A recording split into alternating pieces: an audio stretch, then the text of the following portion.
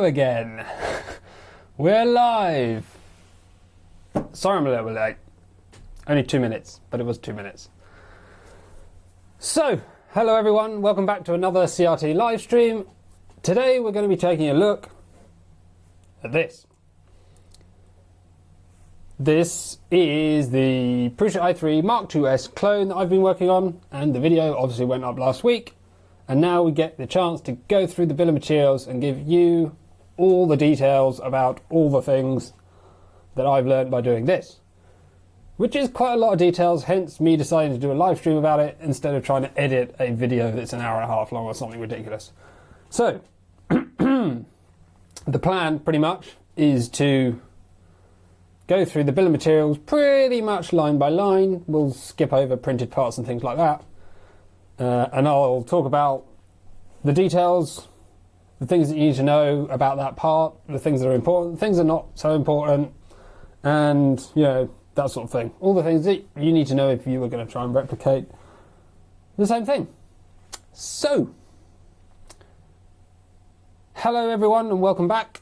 3D Gusner, Patrick, sorry I can't pronounce your last name, Paul, Tom's 3D printing channel again, Dimple, I can't pronounce names, but hello everyone.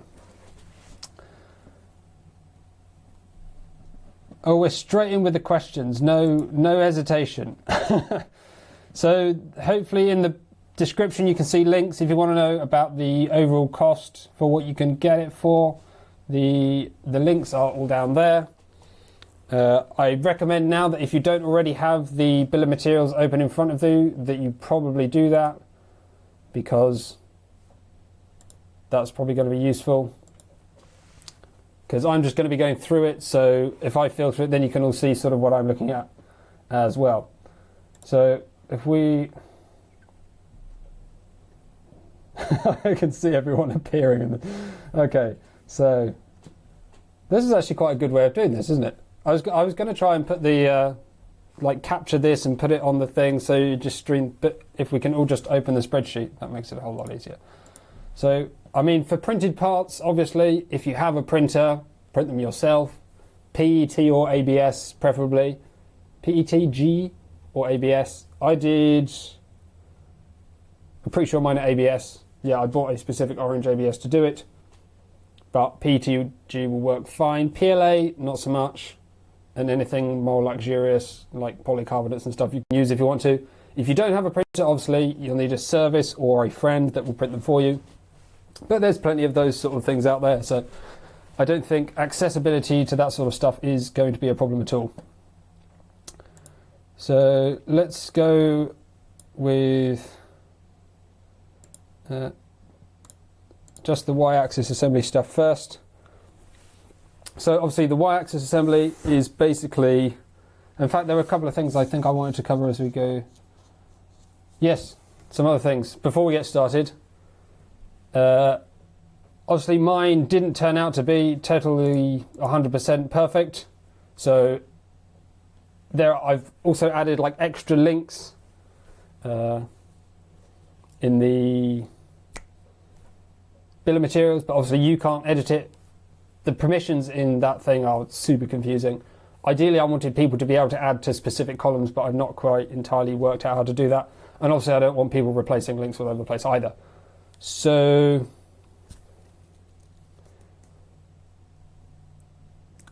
yeah, this is quite useful, isn't it? Because I can also select a cell. So if I go over here and go, well, I'm looking at all of this, you guys can see, I'm pretty sure you can see what I'm looking at. Probably, hopefully, yeah. Anyway, yeah, so yes, if there's any links about items that you want to share while we're doing this, if you tweet me, then you can tweet the link directly at me or send me a direct message on Twitter. It's at ComprevTech, and the link is down in the description if you want that. There are a couple of things about updates since the last video, but I'll go through those individually as I get to them. Spiral wrap, I haven't put in the BOM at the moment. That's basically this stuff that holds the cables together. Again, I'll go through more details when we get to it.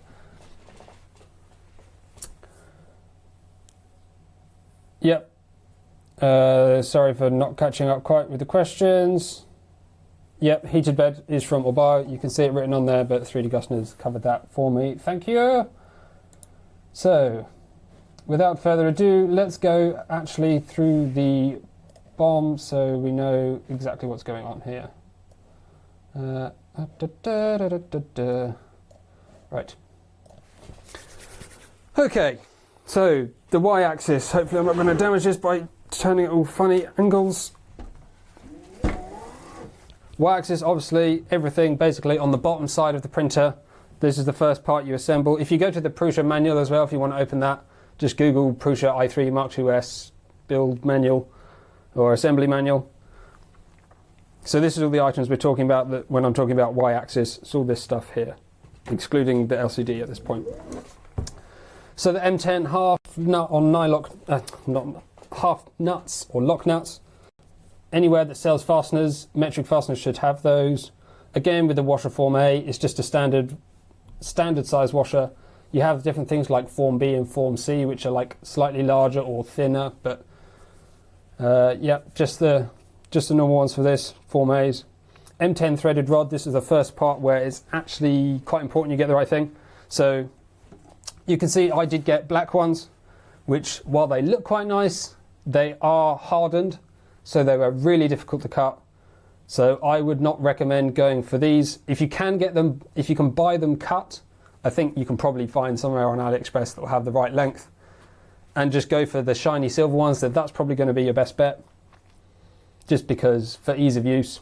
But if you want to go cheap and you want to buy a full length, try and get something that's like mild steel, not a hardened high carbon steel. That way you'll be able to cut them with something reasonable like a hacksaw that won't blunt. I mean, I cut through basically half of one of these with a hacksaw and I was like, I'm pretty sure this is hardened because it's not going through very quickly.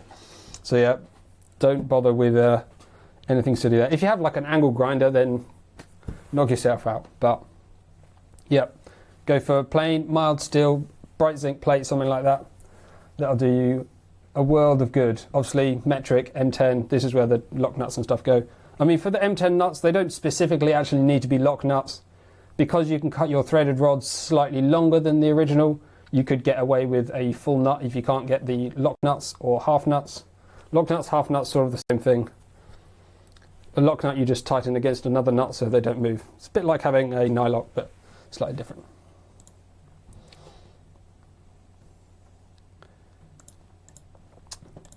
So M8 half nut, lock nut, again, this is basically these parts here. If I can...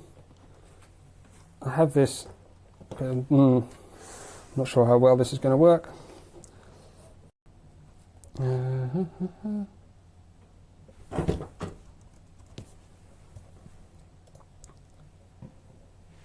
So for reference here, M8 is doing a crosswards in the X direction and the M10 are the Y direction. On a lot of clones, they're typically both M8, but in this, you have N8 and M10s. I can't help you a huge amount if you're It's a huge mouse. Oh, which one? This thing. This thing is really wide. Yeah, let's not get into mice. So yeah, if you're in America and a lot of the things you can get are imperial, sorry, but it is based on metric, so it's obviously metric that I've gone with. M8 threaded rods, same as with the M10s. Try not to get something hardened. Bright zinc plate. These are what they call self-color, which is why they're black. But again, they were hardened, so try not to get those if you can avoid it. They will be on the hard side.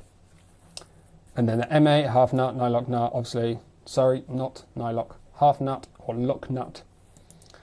M8 washer, M8 threaded rod, M8 lock nut, M8 washer. Just goes down and down and down. Smooth rods. So obviously I've put a link in there to AliExpress. Not the most reliable place to get things, but a lot of the time they are what they say they are, so it's not bad. So with M10 with your smooth rods, you're looking for hardened and preferably chrome plated if they can be, but that's not as important. The most important thing is that they're hardened steel rods. If they're not hardened, then you have grooves and it wears down very quickly. And that's a whole load of no good. You don't want to be cutting these as well. Because they're hardened, again, hard things, more difficult to cut. You want to buy them 2 lengths. So I've put the lengths in the bill of materials to make sure you can buy the correct lengths. So yeah, make sure you get the correct lengths. Yeah, 330mm for the y-axis. I mean, sometimes I think they have sometimes a 3, or is that a different axis? They do sometimes come in slightly different lengths, but try and go for 330 because that's the one that works best, I have found.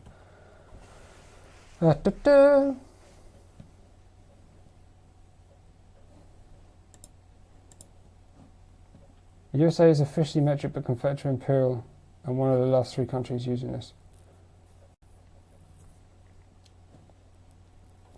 Yeah, 3D printing is almost entirely metric actually. That's true because Stratasys are an American company, aren't they? So the Y-carriage is part of the Y-axis, so let's tip it up again. So the Y-carriage part is what we call this plate under here. You can see mine again is a custom one as with the frame, but there are plenty of places, AliExpress or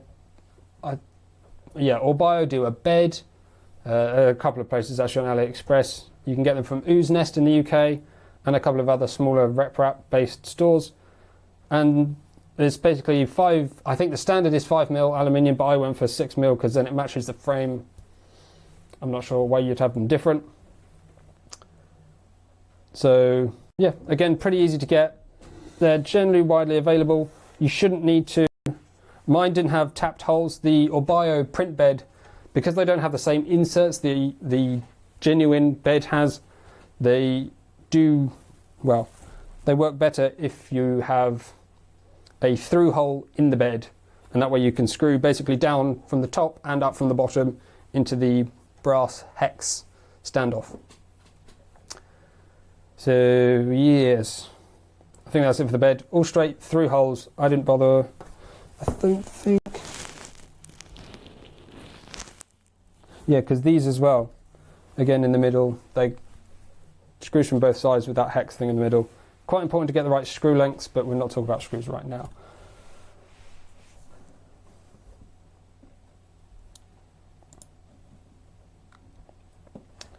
Of that specific AliExpress link, if you change the search to maybe 8mm steel rods, 330mm, then I'm sure you're going to find a lot more places that have the length that you need, or even RepRap or Prusa in there, and that'll help you find the 330mm lengths. Quite a lot of places like Ooze Nest I think do it, again, or Bio, I think Zaribo do them. They do kits of the right lengths that you need, the 330, 320 is it, and 370. I forget the lengths off the top of my head. But there are a couple of different places you can get those, so again, you can see I've put this hard to find column, so obviously the parts that I've listed as hard to find are more difficult to find. Well, that's what I guessed they would be more difficult to find, and generally that turned out to be true. So everything that says no, I'd be surprised if you can't find them, especially if you can't find them on AliExpress.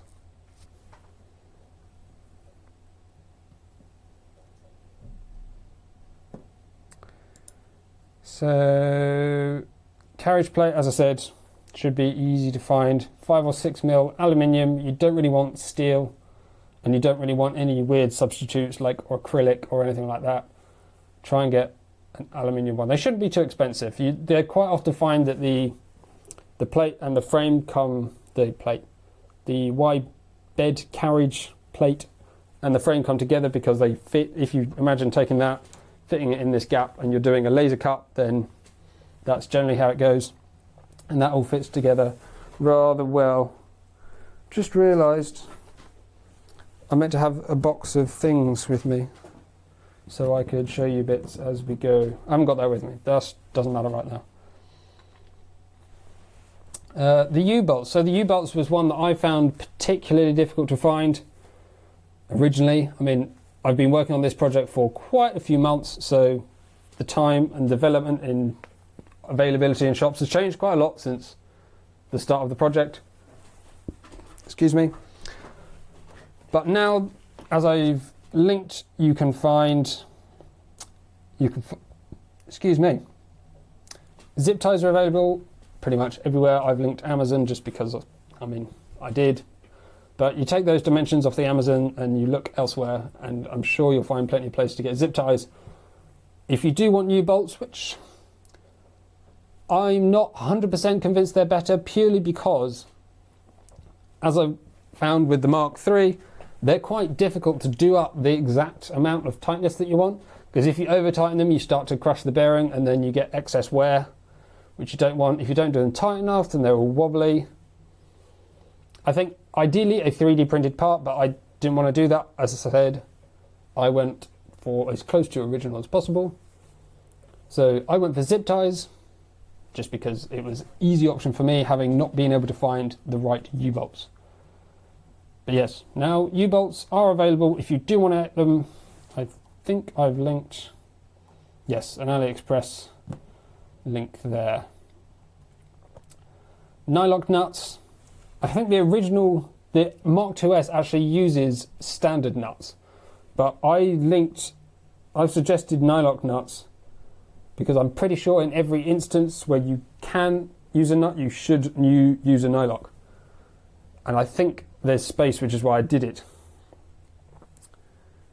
I'm just trying to think in my head now where they are and where you'd want standard nuts. There's one on the bed, but you can use nylock there, through the frame. Yeah. When you need nuts, go for nylocks.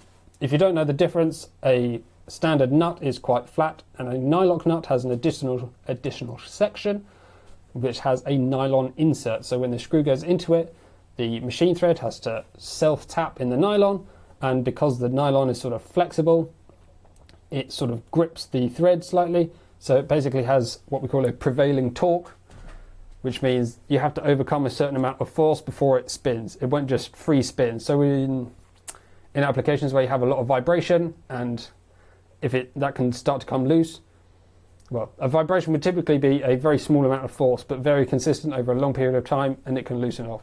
Whereas where you have a nylock, because of that prevailing torque, there's a greater force to overcome before it will loosen. And in the worst case scenario, where it does loosen to the point it doesn't grip what it was meant to anymore, it won't come right off the shaft. So the pieces typically won't fall apart completely, because your nut won't come off once it's not in contact with anything that vibrates. Send me a nut diagram via Twitter. Let's see. Oh, there we go. Yep. What I didn't...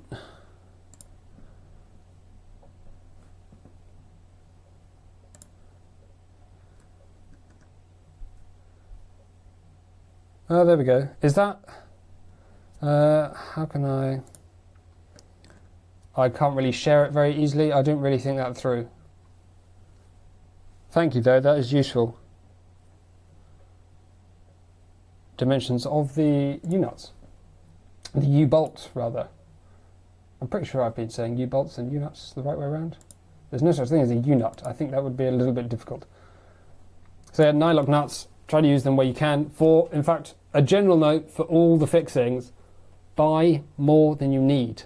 For a start, buying something like 5 screws is pretty expensive because they charge you through the roof for having to deal with your purchase. So the price between buying 5 and buying 500 is generally not very much. So buy more than you need, because you can use them obviously on this project, but other projects you want to do. And it's just so much better to have more fixings than you need. If you were going through the building and you're like, oh, I've run out of nuts, it'd be literally the biggest pain in the world. 396. I mean, that's... So, overall cost, I spent a lot more than what the BOM says because I did all this custom frame and stuff. But if you wanted to replicate almost this pretty much down to a T, then yes, the BOM figure is pretty accurate, I think. It might not be perfect because the fasteners, I just put in 10p for all of them, and I think that sums up to something about right. But you're going to have to see for yourself. Fixings, buy more than you need though, because the last thing you want to do is run out. Disappointingly, in comparison to the Mark III, this does use quite a lot of different types of fixings. So as far as I'm aware, you have like, just for M3 screws, you have 10 length. What other lengths? I think there's a 12, there's a 16, there's a 20, a 30, a 35. There's just so many different lengths for a single size screw. And on the Mark III, they used a lot more just M10 length. You can't actually see my Mark III really because I've blocked it with the thing, but it's just there. You can still see Steve there. So yeah, M3 washers, Forme, again, Forme is standard washers, so if you just buy standard M3 washers, which will be made of steel probably, but they're very thin. You can buy like a box of 1,000 for a couple of quid. The 63 bearing, so that's the part down in here. If I, again, get you this. So the 63H bearing is this one that goes in here, and that's the idler for the Y-axis belt.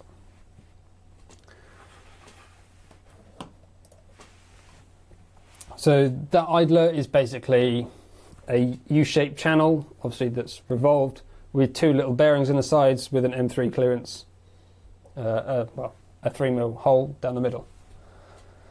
Hello Derek, welcome back to the stream. Mike, there is no version of Marlin that I have.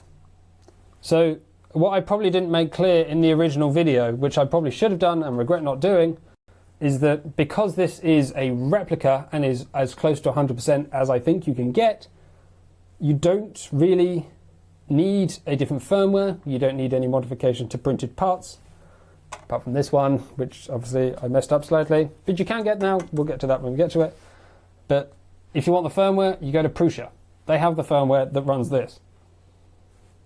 You might need to deal with stepper motor currents slightly tweaked to get them perfect, because I mean cheap motors are not necessarily to the same spec as the ones provided in the original Prusa, unless you buy like from a bio, which I'm pretty sure will have the right motor spec.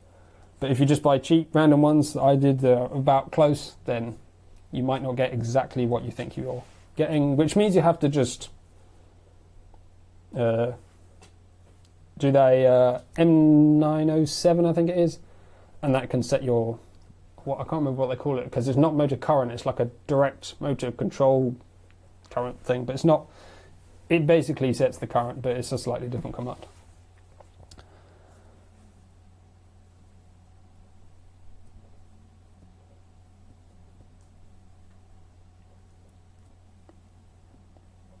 This replica's a comparison with the Mark IIs. Yes, this is a Mark IIs replica. So everything about this is basically as close to Mark IIs as you can get. Oh, by the way, the 623H, as I've put in the thing in the notes, it is a smooth pulley. Don't get one with teeth. I've actually sort of, I say discovered, but from building Steve and running that for a little while, and comparing these Prusas and what parts they use, it seems better on an idler to always use a smooth pulley rather than a grooved one, because for a start you don't need or want the belt to grip the pulley in any way. The idea is it goes round it and passes without any, well, as little interaction as possible. So yeah, smooth idler, definitely get smooth idlers. The NEMA 17 motors for the Y-axis. So for stepper motors, you have a couple of options. Either you can do what I did, buy a kit of 3 or 4 or 5. How many is it? 1, 2, 3, 4, 5. I can't count. X, Y, Z, and E. There's 2 Zs. So yeah, 5 stepper motors. Mine are all the same, I believe. Or did I get a slightly smaller one? Yeah, there's a slightly smaller one on the E-axis. So you can either do what I did and buy them like that, or again, I think I've added links now for Obio, have a kit of motors, which are basically the exact set you need, and that comes with your POM nut as well, the lead screw nuts, which we'll talk about in a bit. And that's going to help you because they're going to be a full kit that's the right sizes and everything. There's somewhere else that has a kit as well. I think it's Zaribo. They have a motor kit as well. And again, they also have BOM nuts. I can't remember what BOM stands for, but there you go. It's these lead screw nuts. BOM is basically another word for Delrin. Delrin's like the, I think POM is the material name and Delrin is the brand name of the material. M3x10 socket cap screws, again, M3 screws, buy more than you need, metric, nothing else really to say about those.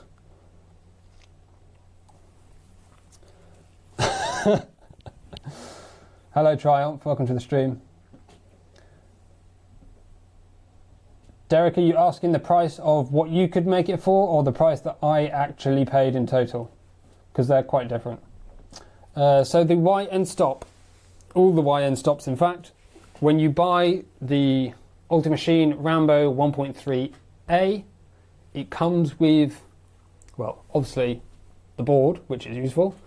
It comes with the connectors, so it doesn't matter what connectors your stepper motors come with, because if you've got the crimp tools and cutting things, you can just cut down the wires that come with your stepper motors, take the connectors that come with the board, and that basically gives you the full set of connectors that you need for one board. If you think you might make a mistake in crimping, then make sure you buy some extra little, the actual crimps, the metal crimps themselves, because they give you basically the exact number that you need for one board. So if you mess up one, that's it. So that was a little annoying. I bought a couple extra. But yeah, all the end stops, they come with the kit. Thermistor wires come with the kit. End stop wires come with the kit. So yeah, that Bio kit, Ultimachine Rambo kit comes with a lot of the stuff that you need for all the electronics.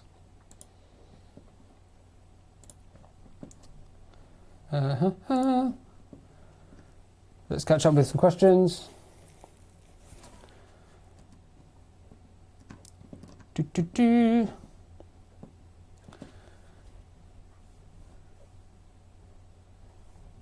you by chance see the Prusa forum about the different diameter of the GT216 and idler bearing? I didn't, but I noticed the same thing on my live build if you go back and watch it. So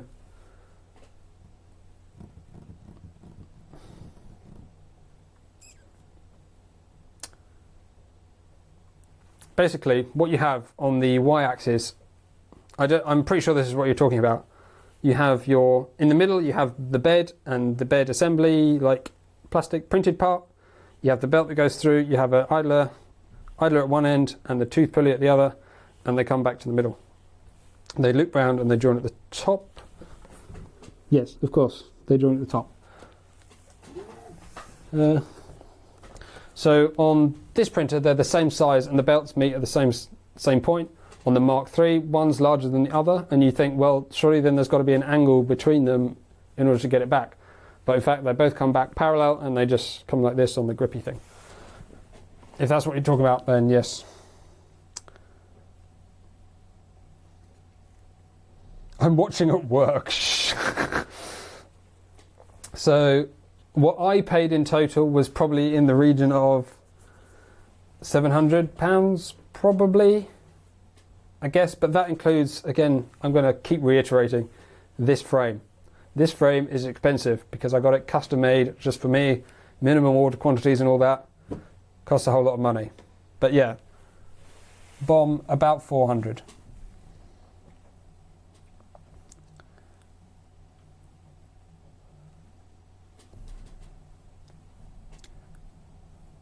Yeah, I mean, ideally I would have finished this before the Mark III came out, and that way it would have made a lot more sense, but I didn't. So yeah, the Einzy board is obviously really quite a lot nicer than this one, than the Rambo. And as far as I'm aware, they're going to run pretty much... Do they run the same? How do firmware wise? No, because excuse me, I seem to have a lot of upward coming gas today.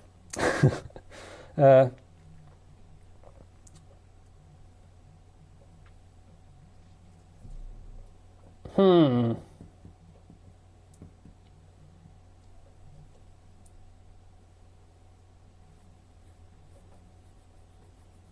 sort of forgotten what I was going to say. Yeah. Oh yes, about 24 volts. The INZ is obviously 24 volts, and this is 12 volts, so probably not hugely interchangeable, hence the difference between Mark II 5, 2.5 and Mark III and all that lot. Zip ties for assembly. So obviously assembly zip ties needed for a fair few elements of this printer. So again, buy a big packet. That's the same packet that you can use to do your replace U-bolts if you want to. Y-axis rubber timing belt. So that's a GT2, which is a 2mm pitch between the little rubber teeth. You want to make sure it has the fibers in. If it's just a rubber belt, it will stretch, but I'm pretty sure if it's labelled as GT2, it's designed as a timing belt and therefore will have the fibers, and that prevents the stretch. 6mm wide. You could get a larger one if you ended up getting larger pulleys and everything as well, but there's really no point. So I would buy like a 2-meter roll or wherever it comes in and cut it to length when you have it rather than trying to buy the exact length. I think that's just going to get you into trouble. GT2 16-tooth timing pulley, that's obviously the one that goes straight onto the motor. So, I mean, hopefully you know what a timing pulley looks like. Make sure when you tighten it that you tighten it down to the flat on the D shaft. Again, not many of these were really difficult to buy, so there's not a lot special to talk about. The Y felt pads. Now, this is where it gets a bit interesting. So yes, I have got felt pads on mine because I just happened to see them in Tesco's while I was working on this project, and I was like, oh, I need some felt pads because that's what Prusa says to use. But in fact, they don't really help a whole lot. I mean, they do help a bit. They're better than nothing. But I think the thing that you really want is something that I came across recently called Sorbotame. It's like, I've written it down on here. It's a synthetic viscoelastic urethane polymer from synthetic viscoelastic urethane polymer. It's from America, and it's a really strange. I don't know. It doesn't react quite the same as rubber, but it's absolutely brilliant for vibration dampening and any sort of vibration absorption, shock absorption, any of those sorts of things. It's a really strange rubbery. It's really difficult to explain, but basically it's absolutely ridiculous. I've just put them on my Mark III, and a printer that you thought was silent already, you put those on and blimey, you can basically stand 3 feet away and you can't hear it. So until it does its ridiculously fast acceleration moves, obviously, and then you can hear it. But for the majority of the printing where it's printing fairly slow, you can't hear it. I'm not keeping up with chat today. Mini Rambo and INZ are 12 to 35 volts. Oh, that's quite cool. So yeah, you could use it.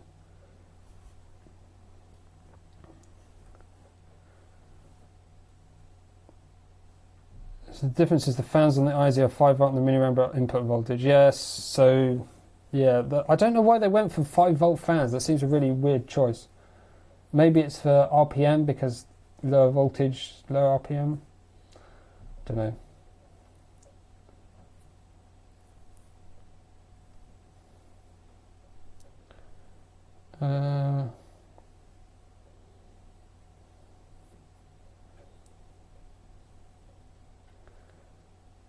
Parts printed in PETG.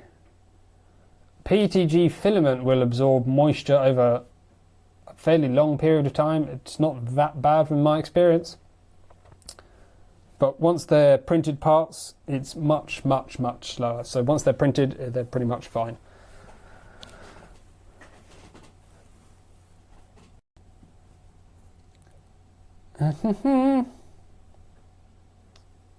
I'm struggling to even read the chat. Anyway, let's get back. So I think we've covered everything for the Y-axis assembly. In fact, before we go on now, does anybody have questions specifically about the parts we've already covered for the Y-axis? I don't think there's anything majorly difficult that we've covered so far. The Y-axis motor, that's about the most complicated bit, but that's not particularly complicated. End stop switch, the M2 screws. Did I cover M2 screws? Pretty sure they went at this point. Yeah, M2 by 12 socket cap screws. They are fairly difficult to get your hands on. I'm pretty sure they're M2, not M2.5. I can't remember off the top of my head. I might need to double check that. Pretty sure they're M2. Not the easiest things to get your hands on, so I might actually change that to a yes. Because not a lot of places sell M2 because it's just so small.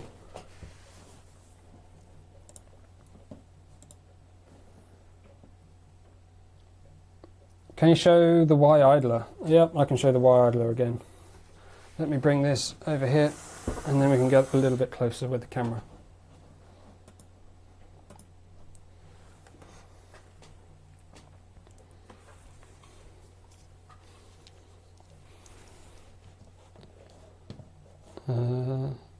What's up?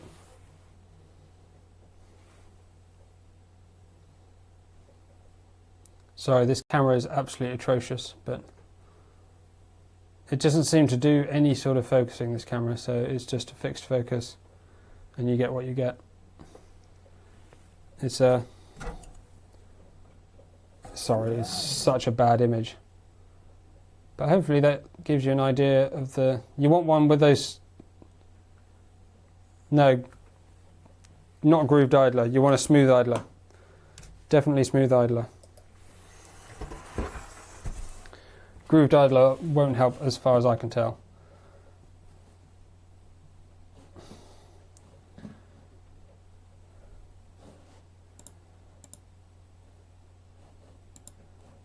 Okie dokie. Timing belts. Okay, I think that's pretty much it for the Y-axis, so let's move on to which comes next. Let's just check. We'll do it in. Just Googling the manual so I know which order they do the kit thing in, and we'll follow that. So the X-axis next. So this will change the filter. X-axis. Yaha! Right, let's try and move through this. LM8UU linear bearings. You should not have any trouble getting those. I'm not even going to bother talking about them. Smooth rods, as I said before, try and buy a kit of smooth rods, 370mm for the X-axis, which is... So just to clarify what the X-axis is, it's not this bit's not included. The carriage, I believe, is included. This end, and the rails and belt that go across. That is the X-axis. So yes, smooth rods. Again, hardened, chromed if you can, but a lot of them don't bother. But they are hardened, they really need to be hardened. LM8UU linear bearings again. Square nuts. Square nuts, again, are quite... Well, they're not that easy to get hold of at a reasonable price. You'd expect them to be the same price as normal nuts, but it would appear just because they're not used everywhere that... Well, because they're not used anywhere, the quantities are lower, so the price is higher, and it seems like there's not a set standard. Everyone just seems to make them all weird sizes.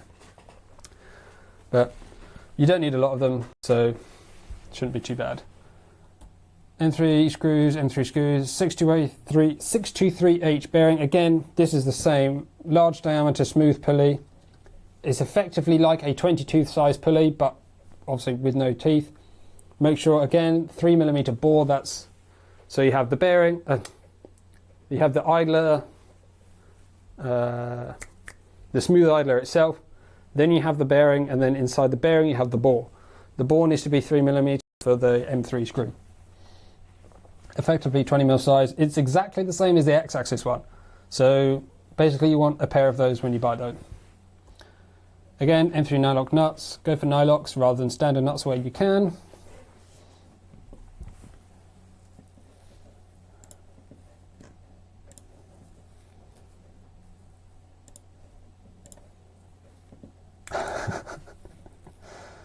I'm glad we got Google Translate so I can see things in other languages from like buying from Das Filament.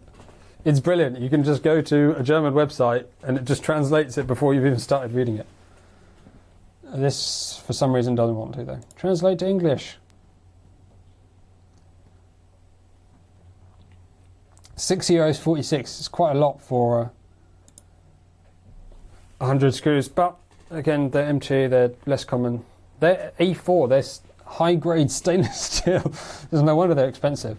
In terms of materials, try and get BZP, which stands for bright zinc plated. They'll probably be the cheapest ones.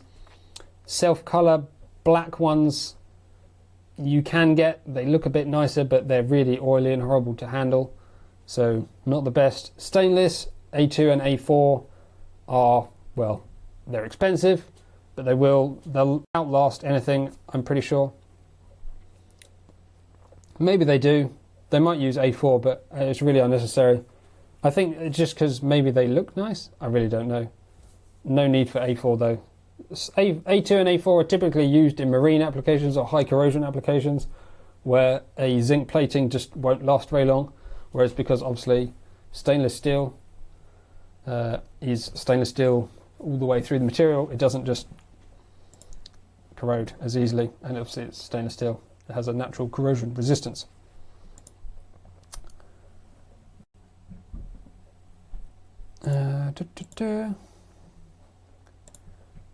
Let's try and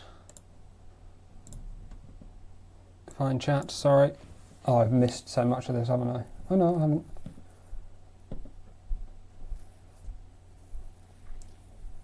The build looks good actually, you just need to spray the I quite like the silver frame. I might actually do it black, because I might disassemble a large portion of this. I don't know, I might actually just try and... See, here's the thing. A slight interval from the BOM analysis here. Obviously, this is basically as close as damn it is 100% clone. Like, it's... The functionality wise, it is the same. But obviously things like the power supply, they're not exactly the same. The frame is not exactly the same. But functionally, they work the same. So should I actually buy the right screen, the right nuts, the right power supply, and the right frame set, and rebuild the thing with literally exactly the same parts?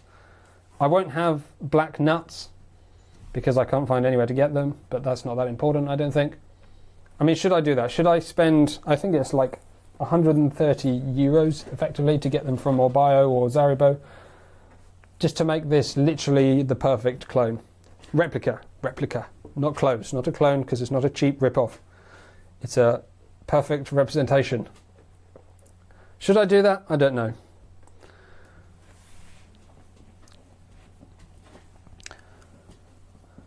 Oh, Derek, Hypercube. Well, we're not really talking about Hypercube, but okay. I don't know. Second Hypercube mixing type stepper motor using the normal stepper drivers and ramps board. What volts should I be putting on the parts on the drivers? I don't know. It depends on the stepper drivers you have, but I think somewhere like 0.6, 0.8 is somewhere reasonable.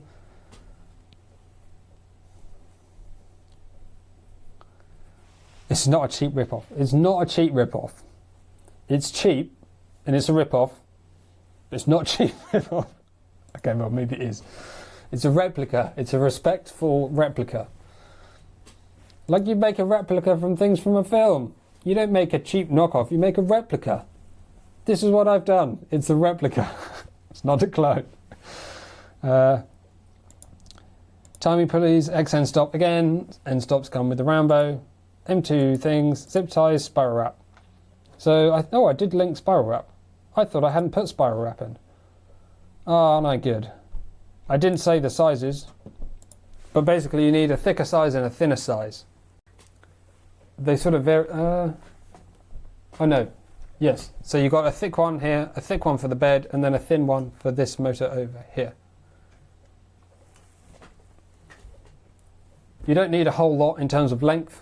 But if you have other printers, it's useful to have them on those as well.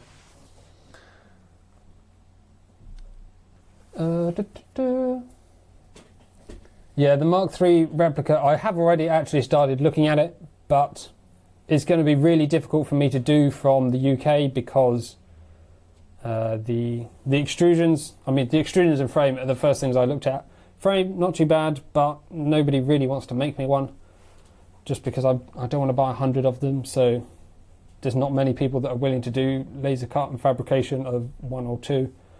The extrusions are Mizumi, and in the UK you can't buy from Mizumi if you're just a standard customer, which means I'd have to like set up a business to buy things. I mean, maybe I could turn the channel into business, and then that's just a headache. And then sensors and stuff, blimey, filament sensor and all that lot. Someone's going to have to start manufacturing those because I don't know how to do that. Yeah, Mark III is a whole different ball game when it comes to a replica. It's really not even similar to the Mark II. If we have the budget, do you recommend buy a real Mark III or to make the Mark IIs replica? Well, they're sort of entirely different circumstances. The Mark III is like £700. This is 400. If you've got the budget for the Mark III, I'd get a Mark III. If you want to dabble around and play around and have fun trying to source things and put things together and make them work, even though they're obviously designed to work already, then this is like a hobby fun build. If you want something that out the box you can assemble, all the kit will be there, it's going to be perfect, you put it together and it will print like a dream, then you get the Mark III.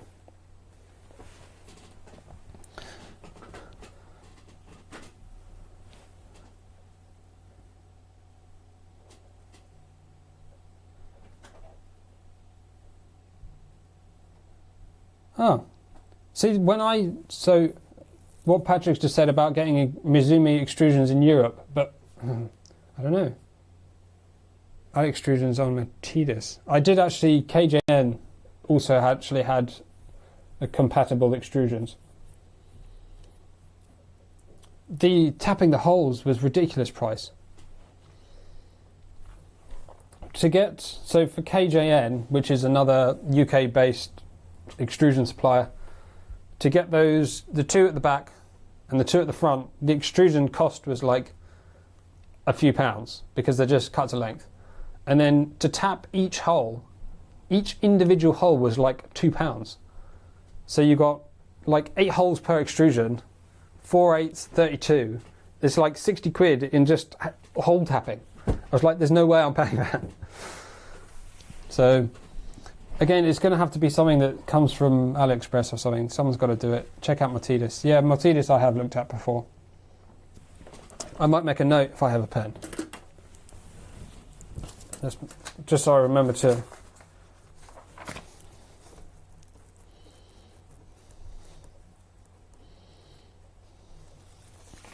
Yeah, and I'll see what I can do there.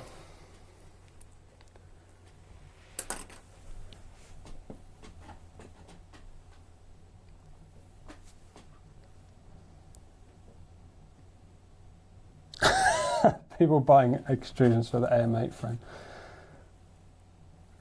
Yeah, Greg, I'm doing the BOM here, so it's all live at the moment, which is why it's changing as we go. But we've done for X-axis now, so let's move on to the Z-axis assembly, which is basically the frame and the Z-axis. Z-axis, obviously, your up-down axis. So let's change Z-axis assembly. Okay. Not many parts here.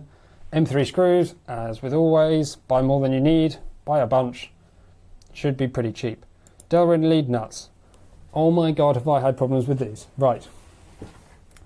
So back when I started this, I looked everywhere for these blooming Delrin nuts, POM nuts.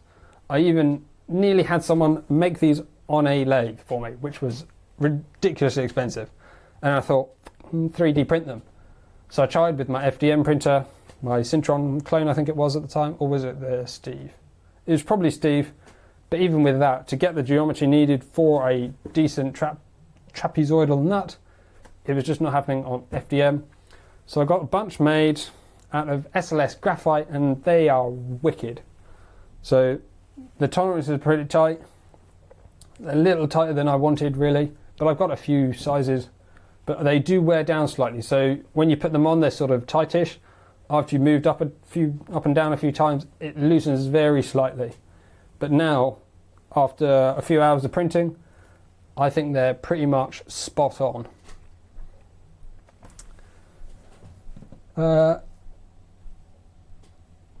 Yes, finding things can be hard. That is literally the motto of the project. Finding things is hard, even if they're there, even if hundreds of people have bought them before.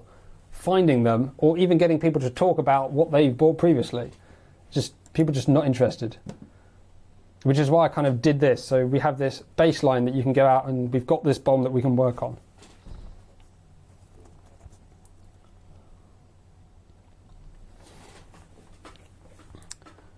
So was the frame design on their GitHub? Not this frame. So this frame exactly is my own design.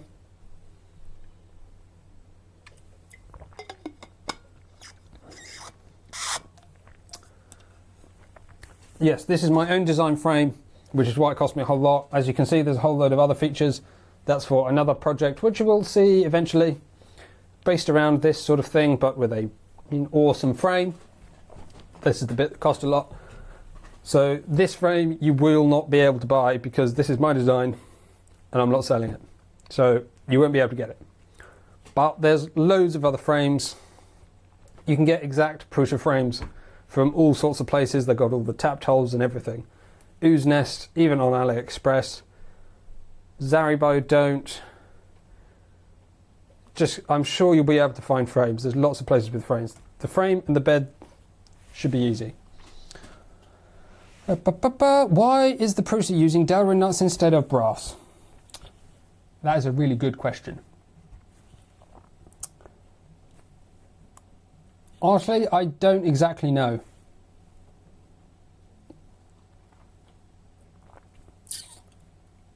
Probably a tolerance thing. I'm not sure. I actually don't know. I don't think there's any point in me answering. A backlash? I mean, I don't know. Surely you'd be able to make in terms of manufacture, you'd probably be able to get a brass nut to a better sort of precision than Delrin. Maybe the Delrin ones were cheaper. So while obviously a lot of us buy our nuts from AliExpress, Prusa are generally buying from actual companies rather than just through some, through some random seller. So it might have been cheaper for them to get Delrin rather than brass. And again, yes, as 3D Gustin said, the lack of lubricant needed on a Delrin nut is an advantage. I mean, still you should lubricate lightly where you can. It's not an I-Gus bearing. You can get I-Gus lead nuts, and my God, are they expensive, but not in this case.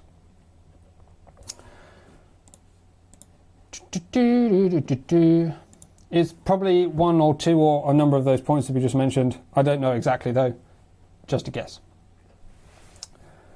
What's the rest of the stuff here? NEMA 17, I've mentioned NEMA 17s already. M3 socket caps, M3 hex nuts. So that's where I've just put standard nuts. You could get standard nuts or maybe just buy Nylox. Where are they? Oh no, you do need standard nuts here. So because on this, there's this little slot that you've got to put the nuts in for this screw at the back. You do need standard nut because a full height Nylock won't fit. So unfortunately, you'll have to buy some Nylox and some normal nuts. But it's not the end of the world, especially if one, like me, you already have them. And two, you're going to be doing more stuff like this. If you're interested in building this sort of stuff, then chances are it'll be worth you having more than 10 nuts. M3 screws, smooth rods. I've already talked a fair bit about smooth rods, so we won't go over those. For Z, 320mm length. The length isn't, it's sort of important. You can have it sticking out the top, so if you ended up getting ones that were longer, that wouldn't be the end of the world. But for the other two, they need to be the right size. For Z, they can be longer if you need them to be. Socket cap screws, zip ties, GT2, Z-axis wide rubber band, rubber timing belt. Again, just like the other axis, buy a roll, spool, whatever they call it, a roll, a length, a continuous length, cut it down as you need it.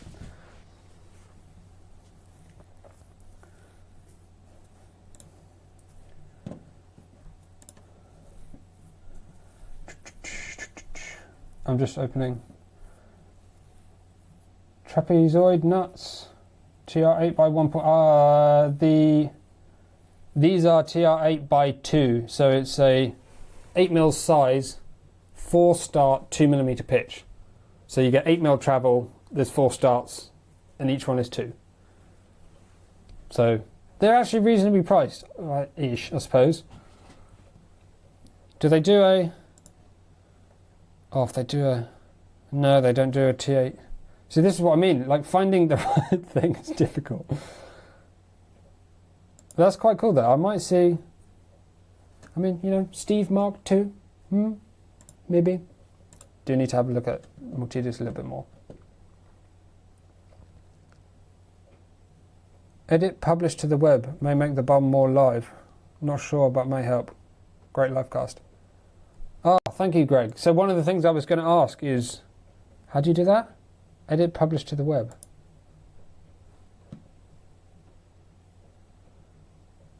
File, publish to the web. Ah, okay. I will probably do that when the stream is finished. I'll try that because I did want to. Obviously, at the moment, I can edit it and everyone else can view it. But that, I mean, you can't use the filters, and I've put some little equation stuff in there as well to help you get your quantities. And obviously, you can't really use that. So hopefully, that publish to web will mean you get a fixed version that you can then go and copy and take where you like. So yeah, I'll have a look at that. Thank you so much for mentioning that. Can I do a small print on it now? Well, I could. You probably wouldn't be able to hear me because it is pretty loud. One, these anti-vibration flipping bits of, I've forgotten what they're called, felt, do basically nothing. So it's pretty loud. And obviously these are not the Mark III, again, loud fans, 30mm heat E3D fan, again, flipping loud. So yes, I could do a print, but I'm not going to because it's ridiculously loud and I'd have to shout even more than I already am. Just because I like shouting. Oh, by the way, welcome to anyone who's joined since the beginning, or anyone who's joined the channel in the last few days. For anyone that didn't notice, we passed 2,000 subscribers. Woo! So yes, that was pretty epic.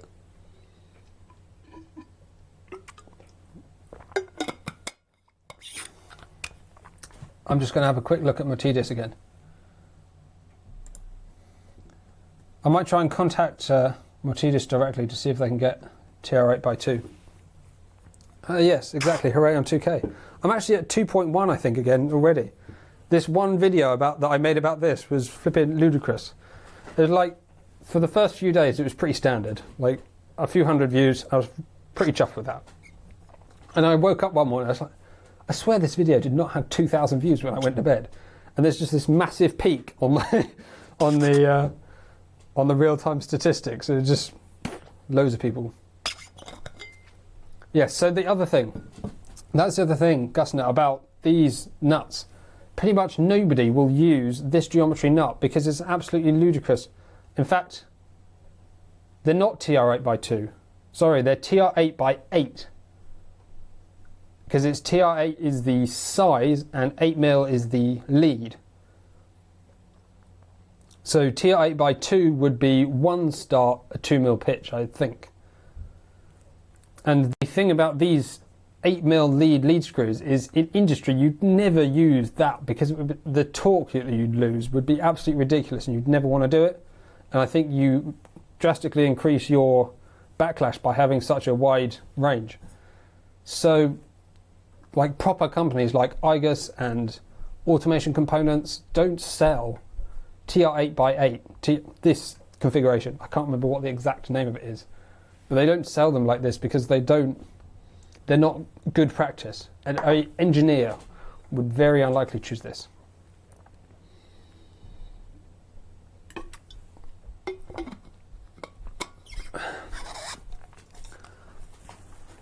Well, fortunately, we've had quite a few people stumbling on the channel in the last few days, so I'm altogether pretty happy.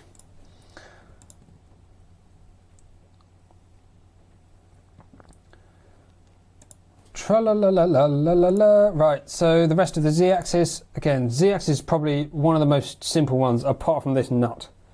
This, which you can now get, I've got links for, I'm pretty sure I got some decent links for those. Originally I was going to sell them and I spent loads of money buying them and then never sold them, so I'm really stupid about that. But you can get them from Zaribo, and that's pretty much the exact one that Prusa has. Or you can get some slightly clone-like ones. Yep, cloney ones from AliExpress if you want to wait a little longer, but the Zaribo ones I'm pretty sure will be able to be better. Or I did also make an adapter, so if you want to just go with brass nuts, if you're not fussed about having the perfect replica and you just want one that's similar, you can take this printed part, add your own adapter, which I've got the Thingiverse link for, and then just use a standard brass nut. But you do need to make sure that the leads on the lead screws are correct, because otherwise you will have to modify the firmware, which, while you can do, is a bit of a pain in the ass, because then when Prusa releases a new version, if they do, which they probably will, then you just have to update it, and can you be bothered? Probably not. So with this, Prusa brings out a new firmware, I can just load it straight on. Jobs are good. Is Prusa printing or buying their Delrin nuts? They can certainly for flexibility and wear testing. You cannot print Delrin. It is not a printable material. It is like silicon. You have to chemically... Oh no, you don't. It does melt.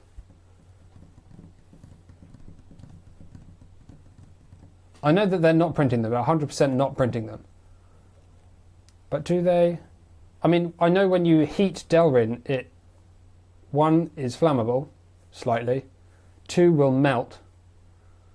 But maybe it has a very short... So your glass transition zone on typical thermoplastics like we print with is quite large.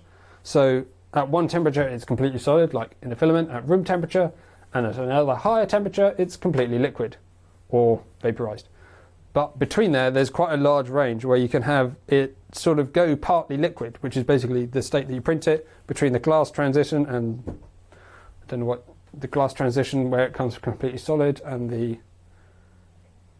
I don't know what you call the other one, but the transition zone. If it has a wide transition zone, then you can print with it. If it has a very small, for example, if you had a filament that was at room temperature or up to like 40 degrees, it was fine.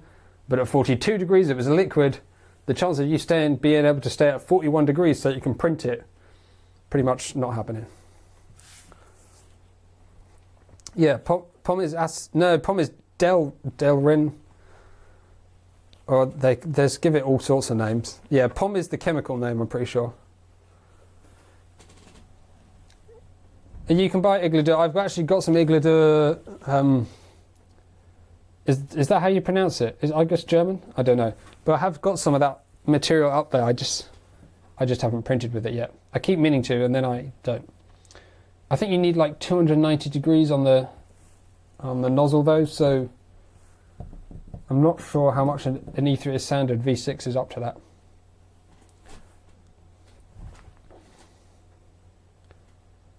It is a brand. POM is not. Yeah, POM is not the brand name, but acetyl or Delrin. Can't remember if it's copolymer or homopolymer, which Delrin is. And it's a brand name. Around 300 degrees of white bread, indeed. I guess use acetyl, which you can FDM print at 265. Interesting. Let me just... I can probably reach it.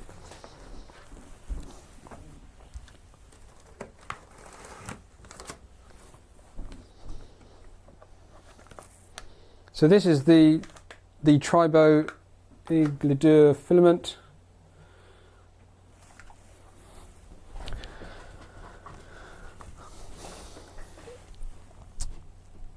I can't remember if it says on it what the printing requirements are. I think it only said on their website. So your bed temperature, it says 95, but it doesn't say. Standard procedures which are used to assure adhesion on the print bed can be applied. Kapton tape, glued glass at 95°C bed temperature, perforated plate at 95°C bed temperature. Processable on any 3D printer where you could use standard ABS filaments. So, I mean, maybe I should just try it at 240 and see what happens. Well, whack it up as hot as my Mark III or Steve will go. And we'll just try something. The problem is it's so damn expensive, I don't want to waste it.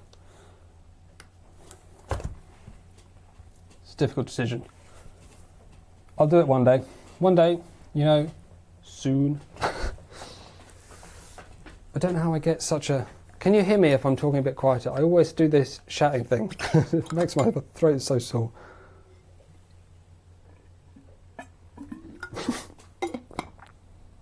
€28 for 250 grams. But I mean, if you 63 euros for 7, yeah, the price is absolutely ridiculous. But I mean, it's their proprietary stuff, isn't it? So while it is expensive, I don't disagree completely with the price. I don't think it's a ridiculous price. It is just expensive. I got with an argument with Igus on Twitter about the value proposition of the acetal filament versus generic acetal, available for a quarter of the price on Amazon. Acetal filament.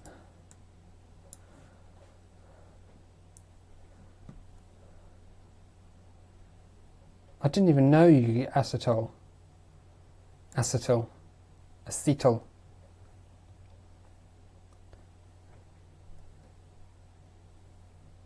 I didn't even know you could get that. So what printers, what temperatures? 265 to 280. Ah, polyoxymethylene. That's what it's called. Yeah, it's ACETAL. But I didn't even know you could print that. That's given me some ideas. I shall write a secret note. Don't look.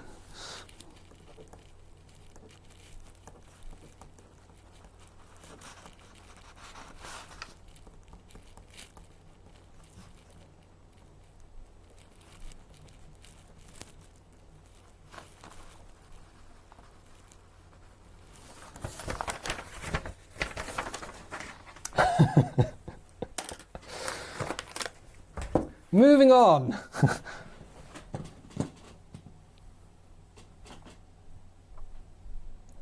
Oh.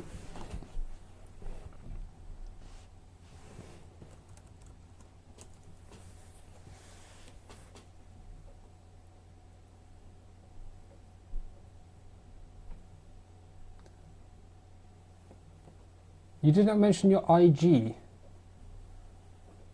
Oh, do you mean, is that what they refer to as Instagram? I do use the Instagram. Not very much. If you want to find me on Instagram, I think it's ComprevTech again.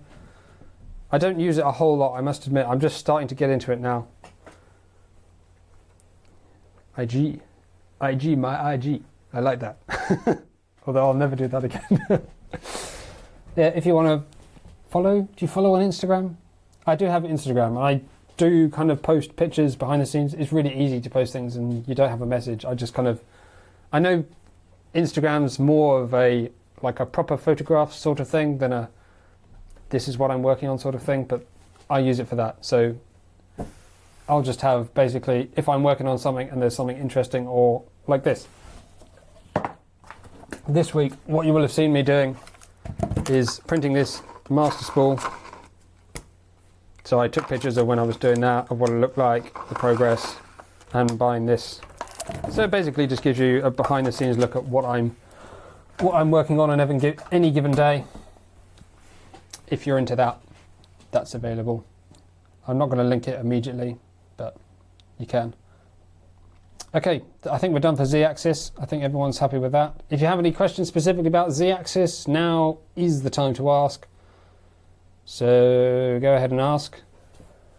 In the meantime, if there's no other questions, I'm going to look for... Oh my god, now I've got so many links open. Will somebody send me another message? Oh yes, Gusner. LDO motors. Yes, somebody sent me something about LDO motors.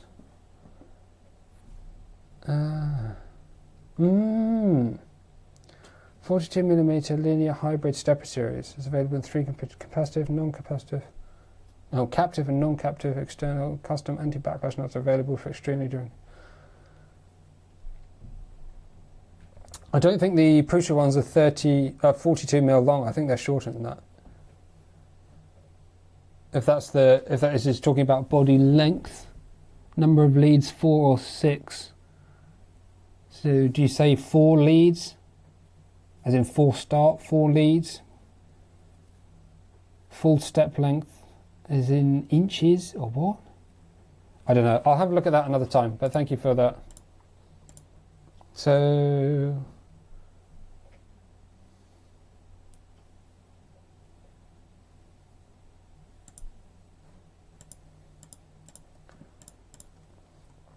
Patrick, I'm sure they'll develop the price a little bit more than what they've done in the couple of weeks that it's been available.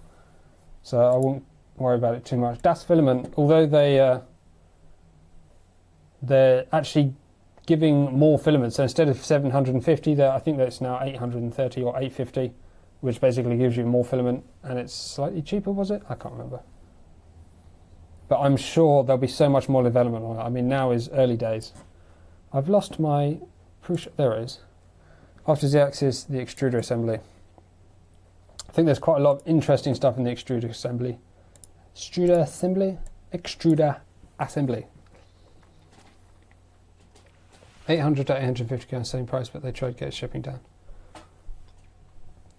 I mean, every little helps. I'm probably going to do like a midweek live stream just for 30-40 minutes, maybe an hour, about what I've done with that master spool so far, but let's not worry about that right now. Looking back at the BOM, let's focus. Focus, BOM. Focus, BOM. Okay, I'm going to go through this fairly quick because, again, once we've covered things like nuts, we don't need to go over it twice. Hex nuts, square nuts, bootlace ferrules for the hot end. I didn't actually use these. Oh no, I did. So the bootlace ferrules give you a better contact, or a proper contact, at the end of the extruder wires into the control board. It's not very easy to show you because it's all covered in wires. You don't have to get these if you can't find them, but I would recommend that you do if you have them. You can get like a big box of just lots of different sizes on AliExpress or eBay or somewhere. That's not too bad. V6 hot end. Okay, important thing. You'll see in the comment. This uses a 40 watt heater. That's because that's the, well, it basically allows for more heat transfer into the material and the faster print speeds that the Prusa printers provide. 40 watt extruders, 40 watt heater is important. I think technically they also have a custom heat break, but E3D won't sell me one of those, so I've just got the standard heat break. Obviously, custom nozzles, hardened nozzles and stuff you can get, but you can go straight to E3D, and that's sort of besides the point. 40 watt heater cartridge. If you want a 40 watt heater cartridge, you need to buy the normal one, but with your order, make sure you put in the notes or email them beforehand. If you're not buying from E3D, this might be more difficult, but just say, I want this to make a Prusa clone or something. Please may I have the 40 watt heater cartridge instead of the 30 watt heater cartridge, and they should be fine with that. They did it for me without any, I didn't have any special request or anything. I just said, I'm doing this, how can you provide me with a 40 watt heater? And they were, yeah, not a problem. It's the same price for them, so not too much trouble there.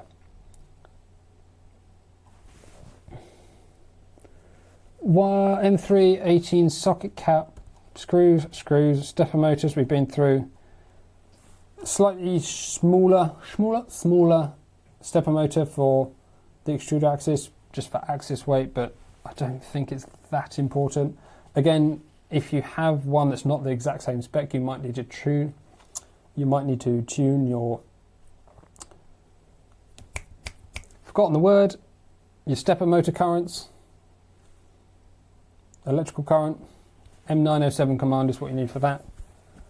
The extruder hot gear. So this is the one that's actually caused me, maybe, it might be something that I've actually got wrong. So having printed with this, I found that I'm almost exactly 20% off. Now I don't know why I'm 20% off, but I think it might be down to that gear. But I only bought one because it was quite expensive. So I bought one of these from Ooznest, and I expected it, just based on the appearance, to be the same as the Prusa one. because Nest, you know, they're a proper company. They're not going to have just their own random design that's really cheap to make. They'll have, it's a rep design, I'm pretty sure, and a fair few people. There's not a lot of people. I think 2 or 3 companies will sell you this, but it's 20% under extruding, which makes me think that the effective diameter is slightly different. So if it's under extruding, that means the effective diameter is smaller than it should be. So the effective diameter is, because obviously there's some compression, and it's basically the amount of compression with some complicated geometry. It's not that complicated, but basically if you have,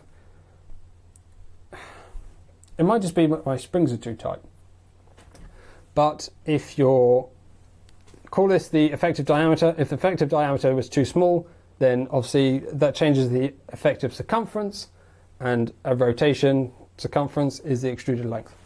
So those are the ones I've got, but be aware you might need to adjust your, well, technically you would adjust the firmware, but if you don't want to do that, you can do it in the print thing.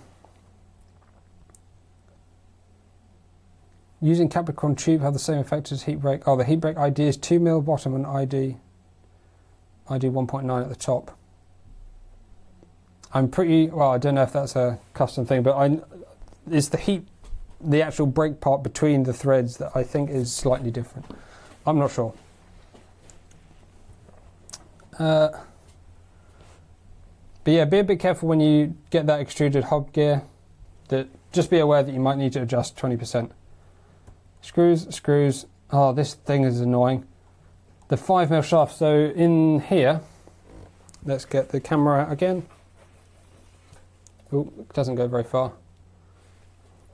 So in here, the bit that holds this bearing is a 5mm shaft that comes in across here.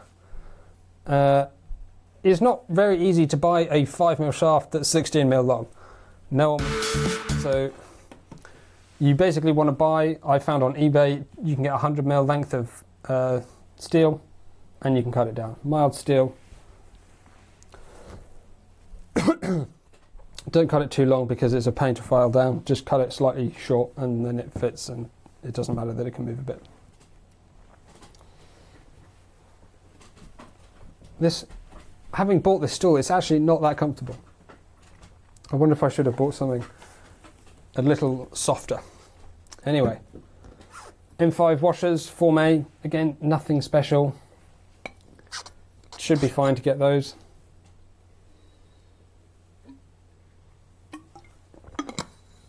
The 625 bearing, this is not the idler. This is not the idler like the X and Y. The 625 is basically what we call like the skateboard bearing. It's a bull race bearing, which is the one that I just pointed in here with that 5mm shaft. If you want to,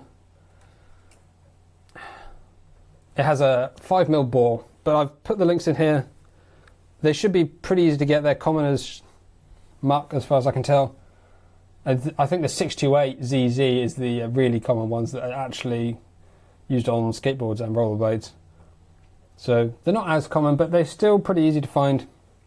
But the outer diameter is important.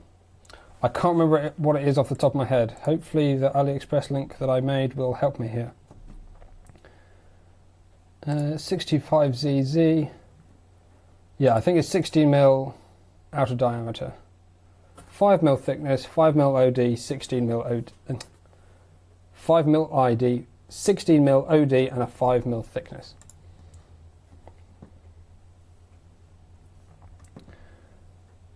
M3x40 socket cap screws, again screws, washers, extruder springs.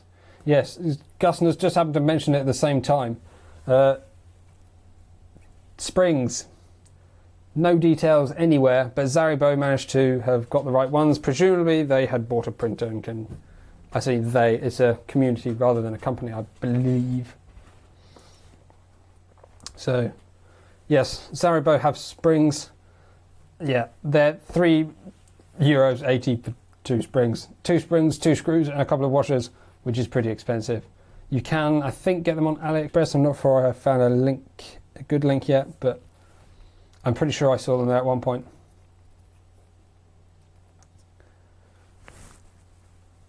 A 5mm shaft could be cut from a 5mm drill bit, but a drill bit is going to be pretty hard.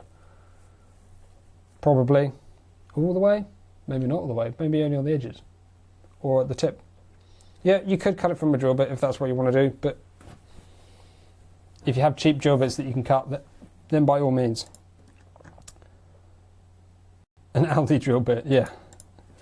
That's the kind of cheap drill bit you want, because that will be soft as 50mm, God, getting hair in my face.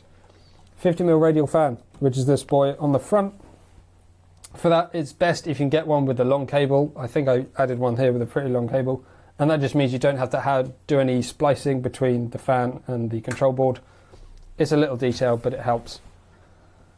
Screw, pin to probe. Again, I've put everything in the comments that you actually need to know. So M8 just is basically the body size, the size of the thread. It's a DC 5V, not 8 to 32 or anything like that. It's a 5V one. NPN, that's the type of transistor, I believe. My voice is going just from me talking constantly. NC means normally closed, and that is probably the most important thing about this probe, other than the size. Other than the size and the voltage, this is also, all these things are important for the probe.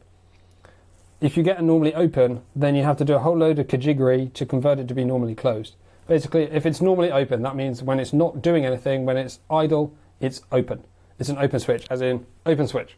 Or a normally closed switch would be closed, as in contacting, normally closed. And then it inverts, obviously, when it activates.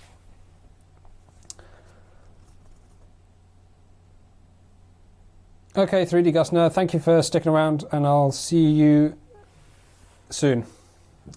Probably. Almost certainly, I'm sure. Thank you for sending me the link. I don't know how to pronounce your name. Requests, inbox. Did you... I don't have... Oh, no, that's... There's no messages for me on Twitter. Oh, unless you... There we go. Okay, you tweeted at me. That's fine. Thank you. Amazon link. Gizmo Dorks. What a brilliant name. Oh, that's American link though. That's fine. Yeah, I'm going to try and find some of that. That seems like a interesting material to print with. I've not heard a lot of people printing with it. Maybe it's really... Presumably it's really difficult to stick to stuff, as it's a generally low coefficient material. It doesn't stick to things.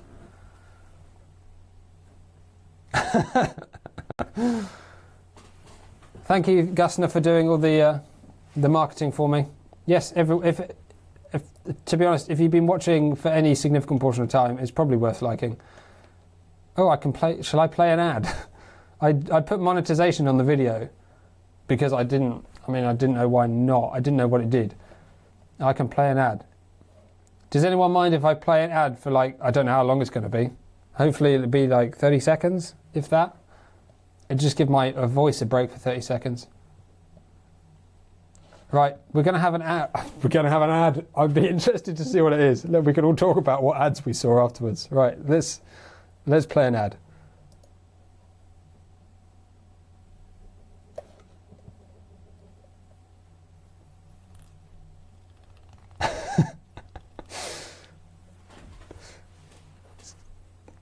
According to me, it says, playing an ad. Based on complex criteria, some of your viewers will see an ad. Keep on streaming. So what are some people... Hands up if you're getting an ad. It would be funny if nobody actually gets one.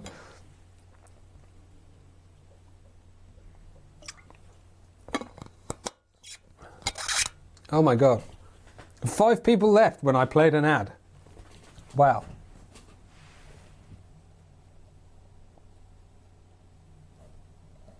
I don't even know how long the ad will be. It might not even be 30 seconds.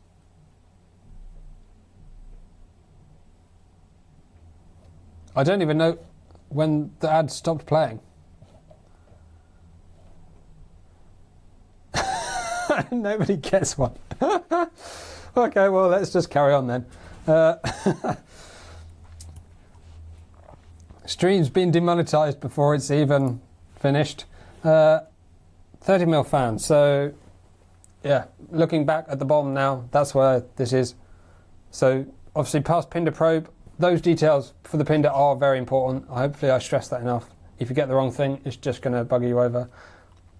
30mm fan, you should be able to get this with your E3D V6. It comes with a fan. That should be fairly easy for you.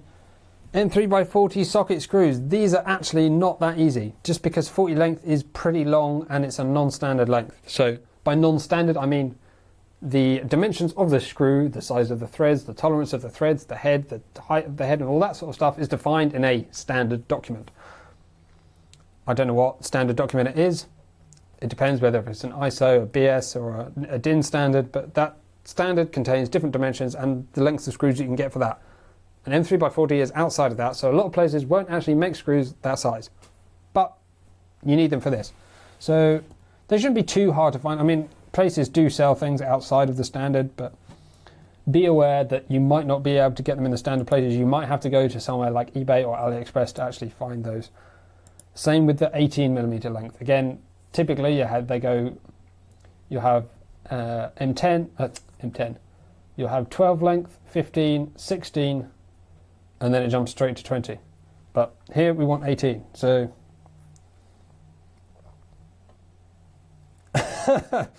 yeah, everyone who saw an ad left the stream.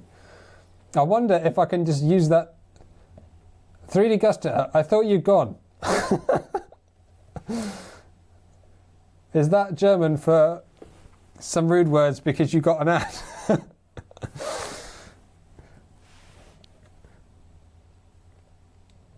Yeah, it seems like you could just use ads to purge people from the stream that aren't watching. I like that. So yeah, a bit more about screws. Zip ties, nylon filament. This is another fairly important thing. So these, I've forgotten what these are called. Your cable runs, basically, the tidiness of the cables and the tension relief on the cable, because you don't want to be bending your cables all the time.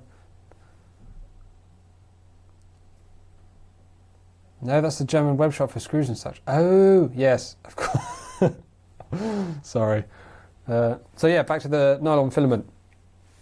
You don't want tension on the wires. The nylon filament should be carrying the weight of the wires, and it also gives a constant bend radius to that bending, which obviously has to occur for that print movement to occur.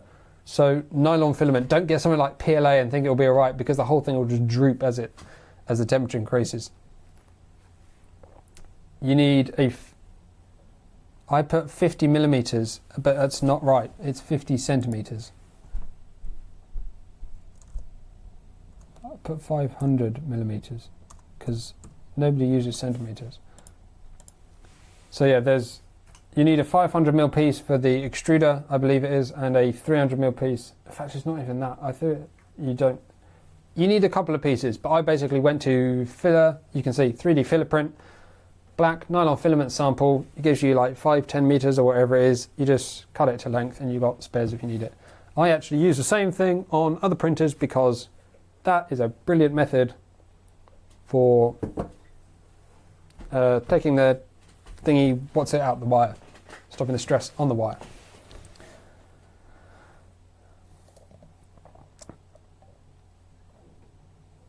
"17 people viewing today." I was, to be honest, unhappy with the number of people. I sort of expected there to be more based on the number of people that watched the video. I've had like 6,000 views on the video in 1 week, so I thought there'd be quite a lot of people here. I mean, 70 is still quite a few, and obviously I appreciate everyone that wishes to spend time here, but it's funny, I was sort of expecting there to be more. So that's the extruder assembly. Let's move on to the LCD assembly. LCD assembly.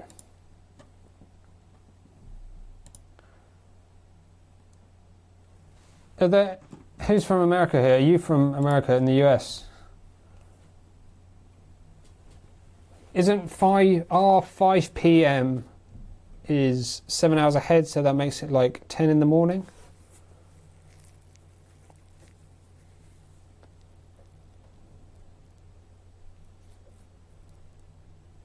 Yeah, maybe I should have posted in the Prusa Facebook group. Oh, well, maybe I'll post the link to the live stream there afterwards. I only posted one link because I was not very organised today. I was not very organised today and didn't get round to sorting out the links and sharing of everything until like 2 minutes before the live stream started. So I did a couple and I was like, right, need to go start the live stream. Maybe I should have posted a few more. Never mind. No harm done. I can share it around afterwards. Report. It's still, I mean, their loss.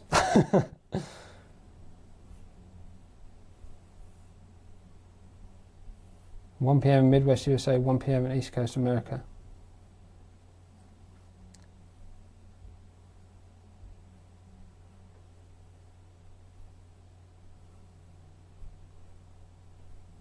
Yeah, so it's 6 PM where I am. This is pretty, that's a pretty normal time for me.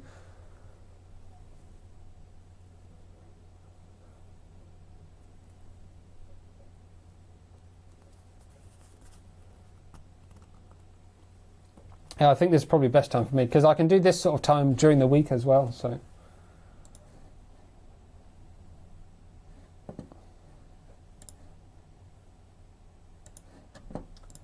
right. Well, there's not a lot to the LCD assembly, as you can see. It's the controller and some screws. There's obviously the printed parts. It makes up the bulk of this. So,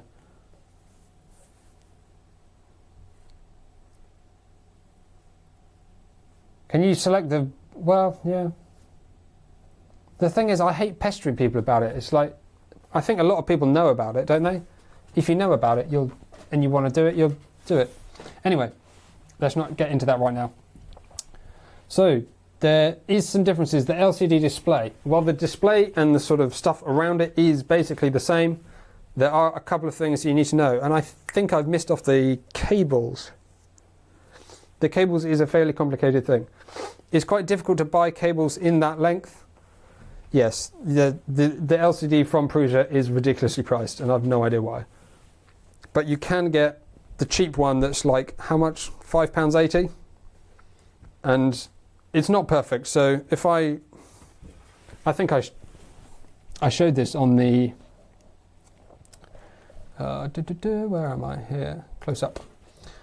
I showed this in my main video, and this end is not attached, so it does move, which I know looks a little bit terrible, but bear in mind that when using this LCD, it's all just pushing on the front. It's pushing and it's rotating, and it literally makes no difference with that side not being attached. So while, yes, it's not perfect, it could be better, but for the sake of 40 quid from not buying an expensive one from Replica or Prusa, I'm quite happy with my cheap one that does the job. In Replica, this is the sort of clone thing. See, this is the cheap rip-off. But I'm fairly happy with it. I think that's all right. So yeah, that's the LCD controller. The cables, yeah, difficult to buy them in the, I think it's 75 centimeters. That seems very long. They're pretty long cables. What I highly recommend you do to make sure you get the right cable length is buy a roll of the tape. It's not tape. It's not sticky tape, but it's like cable tape. There's like 6 pieces, and with the red bit, you can buy the connectors and the cable and make your own. That saves well, it doesn't actually save a lot of money because you have to buy quite a few connectors and for things, but it gets you the cable length that you absolutely need. And you don't really need any tools as long as you can cut the ribbon cable. That's the right word, ribbon cable. As long as you can cut the ribbon cable, which takes, you can do that with a pair of scissors because the strands inside are absolutely tiny. So yeah, if you can cut the ribbon cable, you can make it. It's like, you've got the connector and you have the ribbon cable, you cut it, you put it on one way, and then you put a thing in and it presses it down, and you just push, and then you wrap it back and you've got another connector at the top, and it's super easy. I'd highly recommend doing it that way if you can.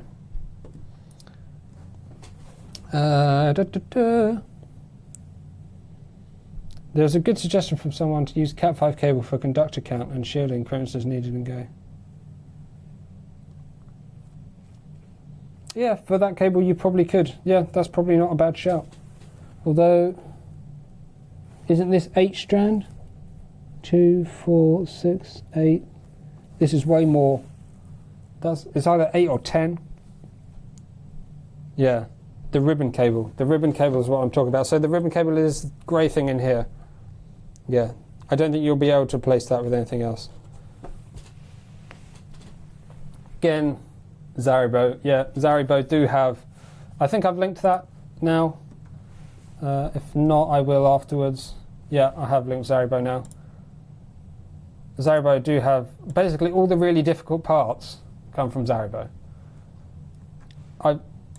You can see they obviously know what we're talking about because they've shown a picture of the back, and they have. You can see there's two. Well, if you're looking at the BOM, go to the link for Zaribo, open the second image, and you'll see at the top right corner there's an empty sort of spot where there's 3 pads, and there's a little bit next to it by the word that says contrast. So you've got the small pot or the big pot, potentiometer. Depending on which one you get is which one Prusa. So Prusa uses this thin profile one you see on Zaribo, and the other larger slot is the big blue and white thing that you also have on things like the graphics LCD display that you probably can't really see. But it's just a brightness control, but for some reason somebody likes to make those things difficult to get hold of. And then screws and zip ties. It couldn't be simpler.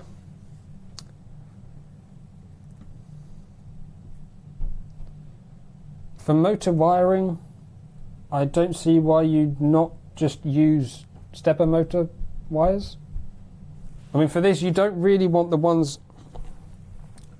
So, stepper motors, you don't want the ones with the connectors on. You want the ones where the wires just come straight out. Because the ones with connectors are just a pain to deal with. You could have the ones with the connectors coming out, but one, I think they look terrible because I have the silver bits, and these are nice and all black. And obviously, aesthetics is quite important. But yeah, I went one with cables that come straight out the back. It's designed for ones that come like that. And then they come with like a big cable length, and you're sorted. So that's LCD assembly down. Power supply and heat bed assembly next.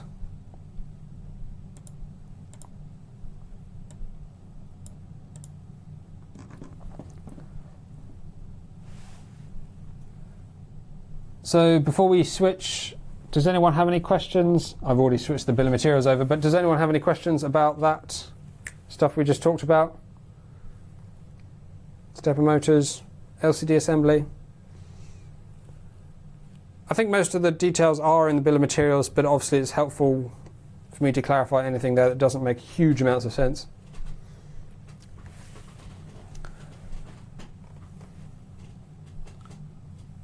We'll probably go for 20 minutes more here, and hopefully I'll finish off in 20 minutes.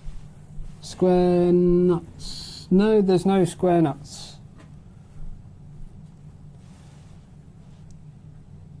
You can buy square nuts. You'll need square nuts for other bits, but not that. M4x10 button head. I don't think that's... M4? Really? Really? I need to check that. I'm not sure if that's absolutely necessary. I can't remember, but I can't remember where the M4s go. We haven't gone through Extruder yet. We'll get to Extruder in a minute. Let's skip over nuts, screws. They're easy to get anyway. The power supply. Again, this is another Zaribo item. I couldn't find exact one that I needed, so I've got this little one, and I made this power supply box. These connector things you'll need to get. Did I put details for that? Power supply connectors, power cables. No, I didn't. I'm a terrible person. Yeah, the sides of the power supply might well be M4 on the original, which is why I don't remember using them, because I don't have the original power supply. I need to add details of these to the BOM. That's going to go on my notes list again.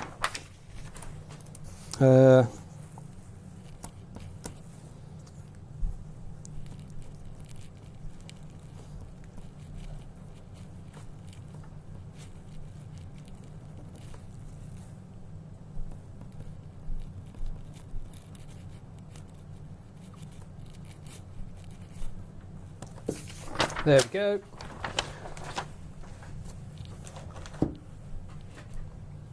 So what we have here, this is an IC connector with a fuse, and this is a switch.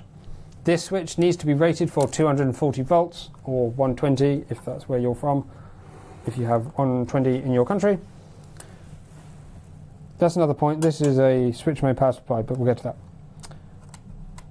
And that's basically all there is. It's an IC connector with a fuse. Make sure you get which is the right fuse. I can't remember if glass or ceramic. I have a glass fuse. I'm not sure if that's exactly the right type, but I've not had any problems, so maybe it's fine. Not an expert on that. My plant. No, I think the plant's only moving from when I move the table. It's just very sensitive.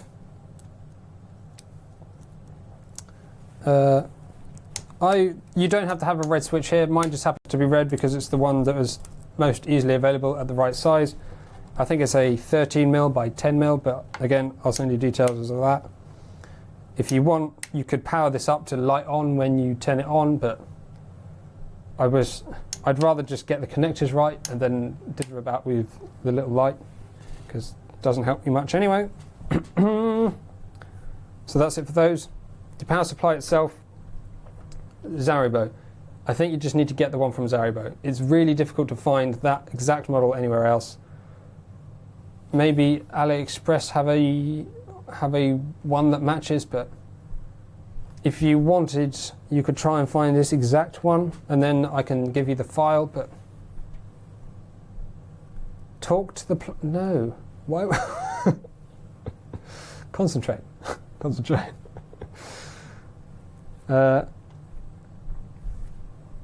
You maybe lose focus now. I had something in my head that I wanted to say, and now I've forgotten what it was. Never mind. It was probably something about the power supply. I have some print samples, which I think I showed in the... Well, they're here. From a long distance, they're basically... Well, that one's basically perfect. That is a slightly over-extruded one, but good nonetheless. That's one that I failed deliberately, and then there's a small one. There's just 3 sizes of benchy.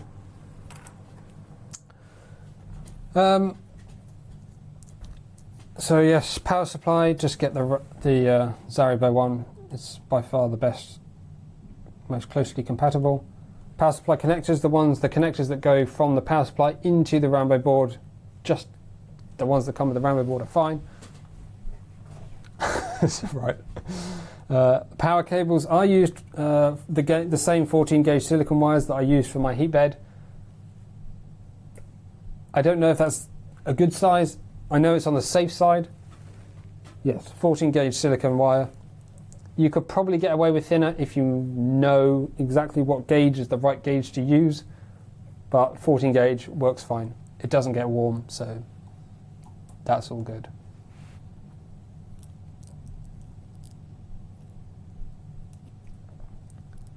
I don't know what specs I was looking to match because I didn't get any details.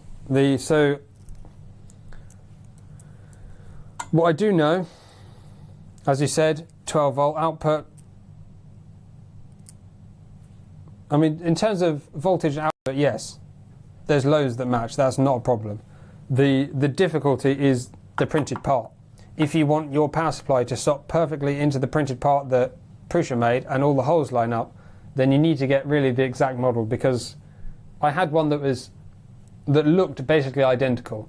It had same voltage, same current output, but the hole positions were slightly different. So you put it in and it didn't fit. At that point I was like, well, now I need to make a new power supply box. So why not just use this nice small one, and then it's easier. So yeah, so if you just want to have it laying by the side of the printer, which you probably could, although you'd lose some rigidity, it does provide some good rigidity to the printer. You could just have any old power supply that meets the 12 volts, 250 watts, sitting next to the printer and plug it in.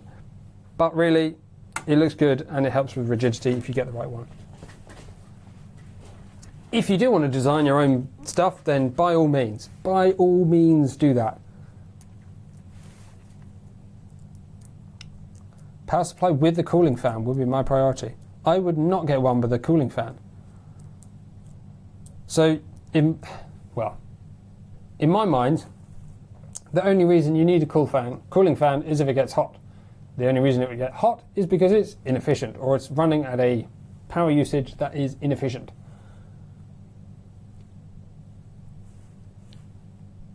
And the fan will be noisy, and probably it will get bad. The bearings will probably start to fail after not very long, especially if you buy a cheap one, and then it'll be even louder. These nice fanless ones are fairly efficient. They don't really get very warm, and you've got this nice big aluminium mainframe to sink heat into. So it generally heats the main MOSFET in the power supply, sinks heat into its own case. So you connect the case to the frame, and a lot of heat escapes that way. Thanks very much, 3D Gusner. Nice to see you. And I shall see you again soon. Enjoy your dinner. So if you live in a hot country, then yes, I can see how that might be a good idea. But you have got a lot of heatsink area on the frame, so up to you, totally up to you. Washer, hex nuts, Mark 42 heat bed. The only place that I found that actually sells proper PCB beds is Orbio Printing. You might say Orbalo, but I'm pretty sure in Spain it would be Orbio. While their customer service is not the best in the world, and it did take like 2 months and a lot of letters to them to actually get it delivered, I think more people are getting deliveries and stuff on time. I think they found that since they had this, their popularity increased and more people are using them, and they weren't prepared for that. But yeah, proper bed. It's got all the points, does the heating, does everything. It comes with the standoffs, the screws. It comes with the thermistor. It's absolutely, once it gets delivered, it's brilliant. Mine came perfectly flat as well, which is a problem that other places have had. So yeah, that is pretty good. Orbio for the heat bed, Mark 42 heat bed. Heat bed thermocouple, as I just said, it's a 100K thermocouple, thermistor. Don't know why I've put thermocouple.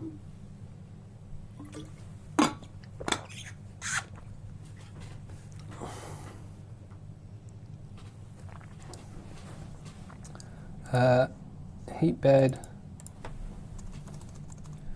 thermistor.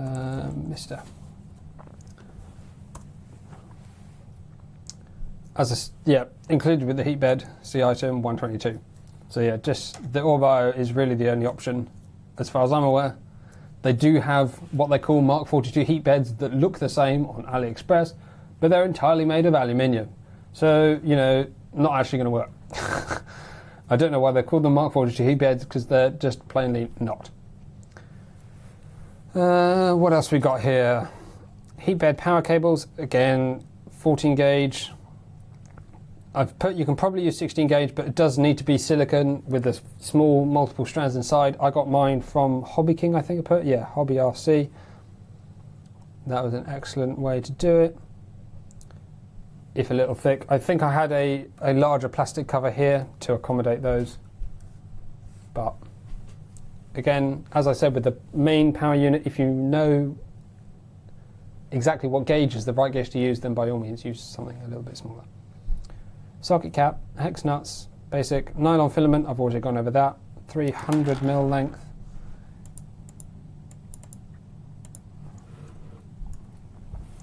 $30mm length would be like this. Spiral wrap, pretty basic, and more zip ties. So that's the heat bed assembly. Any questions on the heat bed assembly before we move on? Anything about the print bed? The print surface came with the printer as well. In fact, excuse me, the print surface is one thing that Orbio didn't actually do very well. So PEI sheets have two sides. It's a sheet, but each side is different. There's a smooth side and a slightly rough side. It's not rough, but there's a smooth and a rough. They had put the adhesive on the rough side, So you put the rough side down, stick it in bed, and then you've got the smooth side up for printing on. That's not what you want. You want the adhesive on the smooth side, stick the smooth side down and have the rough surface to print on. So this PEI, I might have got that from Prusa. Wow. I might have lied. But you can buy that, anyone can buy that from Prusa without having to have a pre-purchase of something else. So it's sort of okay. But there are other places that you can get PEI from, and or not. In the UK is one place you can get a suitable PEI sheet, or just an adhesive sheet that's 125 microns or whatever thick, give or take. It doesn't have to be super precise.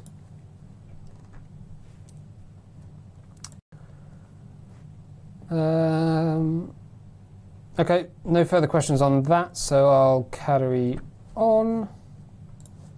What are we doing next? Z-axis.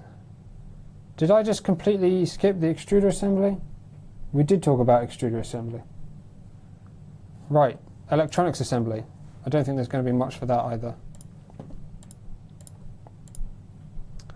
Hex nuts, socket cap screws, more nuts, screws, zip ties, connectors, socket screws, and the control board. Basically, buy the genuine Ultra machine, don't buy a really shitty clone.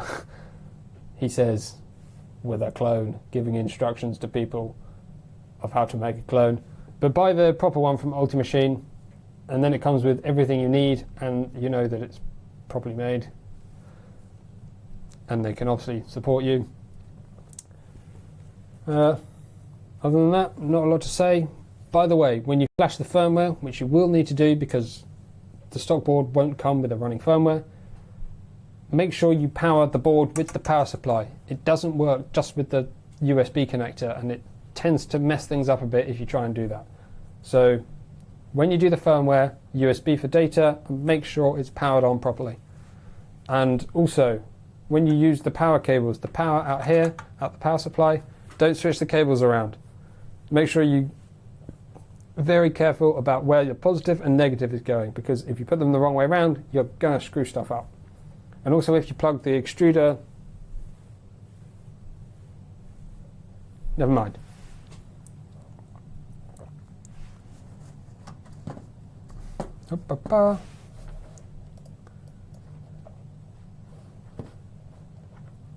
Is there a jumper to enable USB power as there is with the Melzi style boards? No, I don't believe there is. I think you just have to accept that you have to power it on. As far as I'm aware, there is no jumper. I think... I mean, what I remember reading was that a standard, the 500 milliamps over 5 volt USB is not enough to power that board, which is why you can't do it. But thinking that, it doesn't sound right. That would be 2.5 watts. Maybe. I mean, it's definitely 2.5 watts, but does that sound too much for that chip? I don't know. Electronics wise, in terms of what you need to buy, it's pretty simple. What else is there? Make sure you get a crimp tool. You're going to need a crimp tool to be able to do those the crimp connectors, unless you're pretty happy with using pliers or something. But in terms of purchase, BOM, Ultra Machine all the way, and you're pretty much home and dry. I think that's everything. Extruder assembly, LCD, power supply and heat bed, X, Y and Z.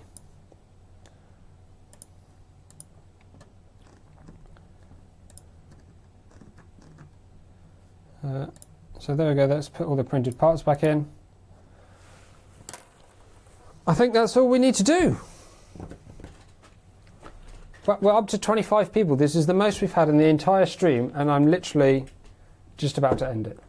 Does anyone have questions or anything relating to this printer in any fashion? Now is the time to ask, or comment on the video afterwards or something like that. But now is going to be the best time because I can respond immediately if I know the answer. This thing on the top, let's talk about this while you're thinking of other questions. The only reason I put this here is because this edge at the top is fairly sharp, so it's just a split tube that I had lying around, because I didn't print the spool holder, which I could have done, but I'm going to be using it under here, which has a different spool holder. So this just is a nice smooth surface for going over the top. And that's pretty much that. So, interested in your thoughts on master spool? I have a few thoughts on master spool, but I'm not going to share them right now. I'll say very generically, I think it's the right thing that's going in the right direction. But it's not finished. Obviously, it's just started. I'll try and do a stream midweek or something summarising my thoughts. I'm going to get that spool and the refill on a printer, maybe this one, and that way I can actually physically test printing, putting it on, see what the process is like. Maybe I'll do that all on the stream midweek. We'll see how we go. And then I'll get the Mark III, because then I can print midstream, because it's basically silent. This one I'll print other stuff with, because it's loud. What level of difficulty would you rate this project? That's quite difficult. So from my perspective, it was obviously fairly difficult because I had to have the base knowledge in order to find the right parts. Now that we've got a full bill of materials, I'd say this is not suitable for your first printer. Put it that way. I think some prior printer knowledge of the basic setup, what sort of things you're looking for, the fact that you know you need some stepper motors, end stops, roughly where they go, what they're doing.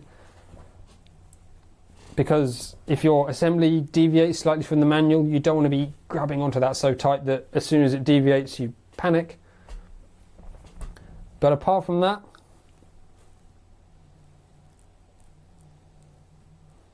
I want to say it's actually a fairly easy project. I don't think there's... Now that we've nailed down the other parts, like the power supply, the extruder springs, the LCD display, now that we can get those from Zaribo, is there really anything that would stop you doing this project? It's got to be incredibly simple, hasn't it?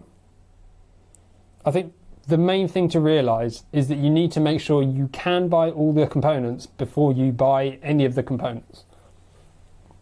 I think that's really the lesson to take from this, because if you're trying to make it 100% functionally the same, which means being able to use the original firmware and all the original parts, then you need to make sure that you can buy the hardware, like the power supply, and what that's going to cost you before you go in and just...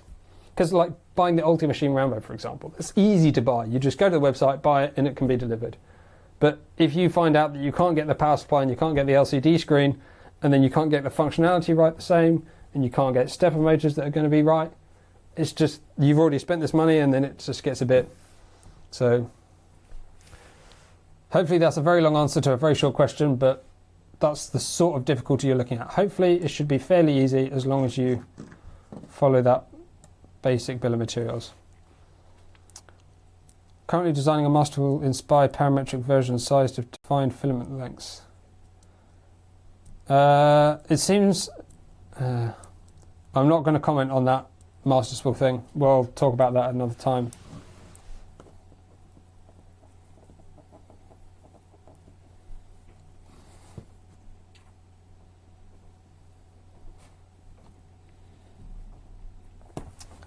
How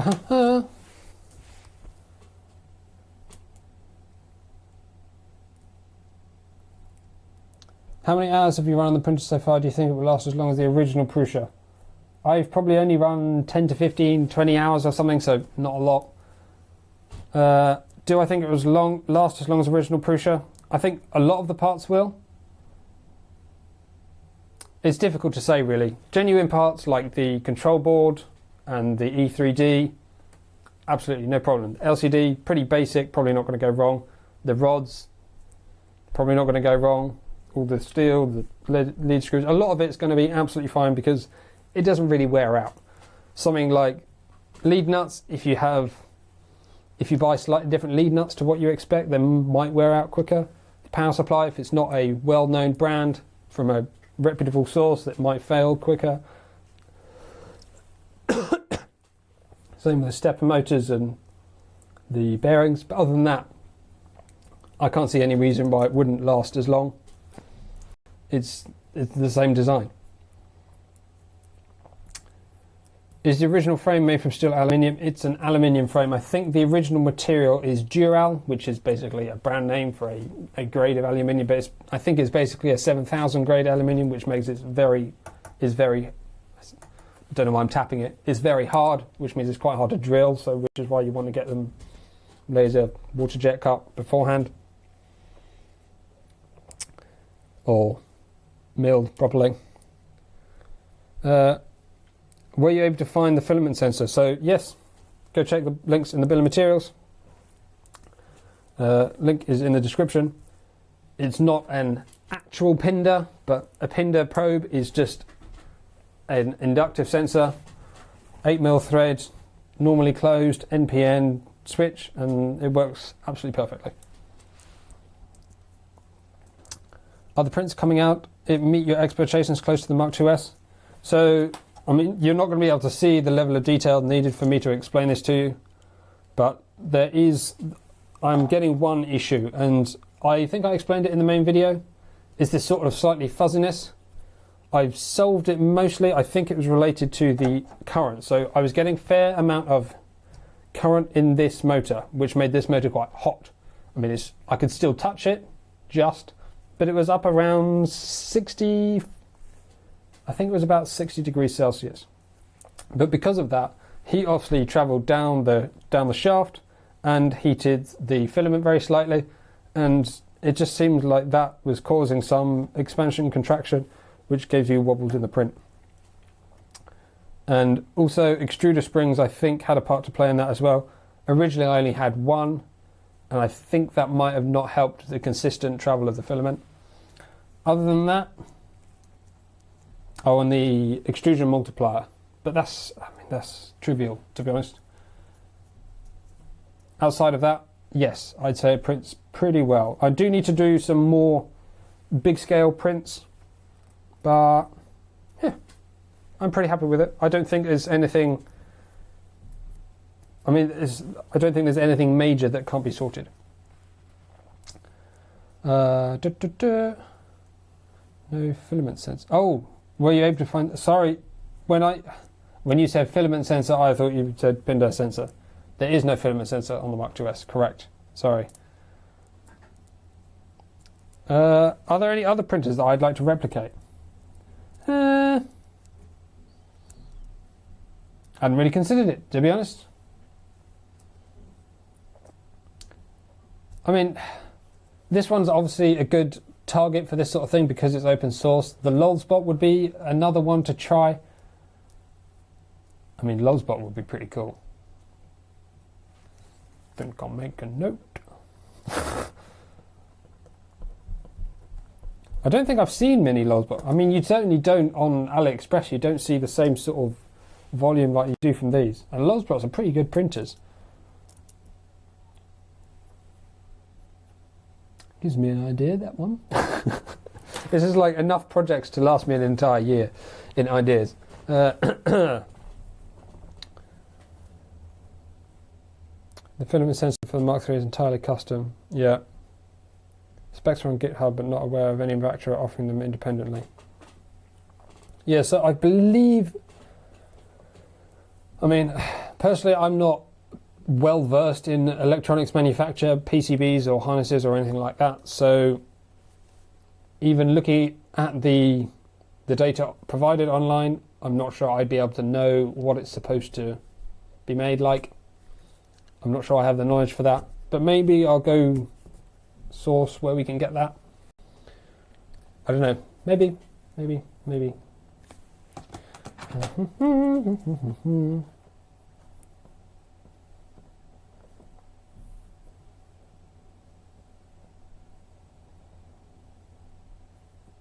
mean, I'm sure they'd be pretty popular, so it might be worth trying to do that.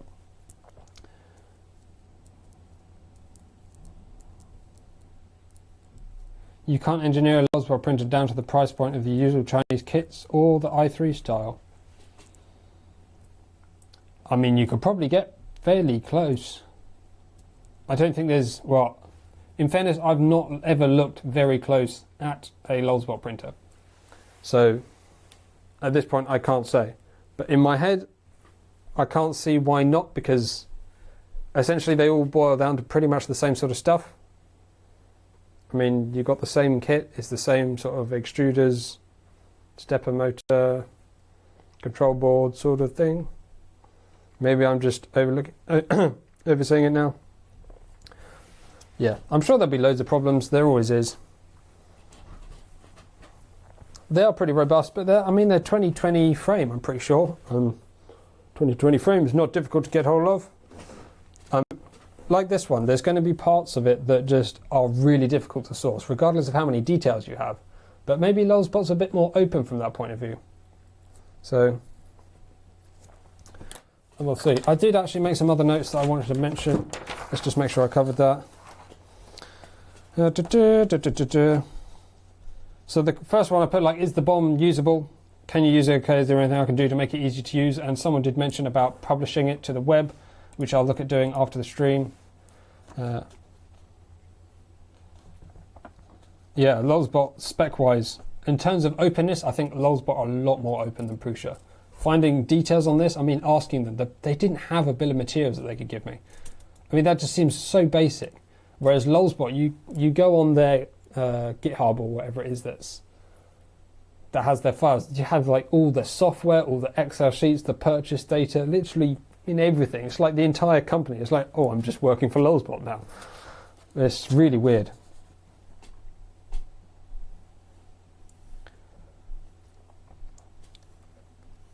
The difference between the E3D V6 and the one Prusa uses. So there is one key difference that I have accounted for, and potentially a second difference which I don't think we can account for. So the first difference is the heater cartridge. The E3D V6 stock comes with a 30 watt heater cartridge. You need the 40 watt one for this to be the same. Well, to get all the PID values and obviously to work out right. The other thing that E3D mentioned to me when I asked is that they have custom heat breaks, but we can't get a custom heat break, so we're just using the standard heat break. Doesn't seem to be affecting it greatly, but that is probably a difference. So yeah, the main thing, 40 watt heat cartridge. We've done that. So updates since the last video. Power supply we've talked about. Integrated lead screws available from AliExpress or Bio. Sort of talked about that. So yeah, originally I had these printed couplers, which actually I thought they were the problem with this fuzzy thing that I talked about just now. But after replacing them, I still had that, and that's when I started looking at all this setup. So you could probably just print couplers rather than buying rigid ones. These actually worked out pretty well. They're very basic. It's just two halves that clamp together with screws and a little flat on one side for the D shaft, just to stop it slipping on that. Works pretty much perfectly. I printed them in PLA and they were fine even at temperature. So U-bolts we've talked about. Discounts on bulk Ultimate Machine Rambos, I don't think that's particularly relevant. Under extrusion issue I did talk about 20%, might have the slightly wrong gear, but that's not a huge concern. Thought the Mark2s uses the axis motor within, yeah, so that's kind of my point really. So a motor with a lead screw, one is more difficult to ship, and I've had bad experience with having those shipped. So I divided them just for the simplicity of this project. But functionally, obviously, exactly the same. However, we've now learned that you can get these motor sets from Bio and AliExpress that have all the motors you need with the nuts, integrated lead screws, packed nicely in a box, and that's probably what you want to go for. So yeah, depends what you want to do. If you want to go with this, because you might already have some of this stuff, so that's just one option.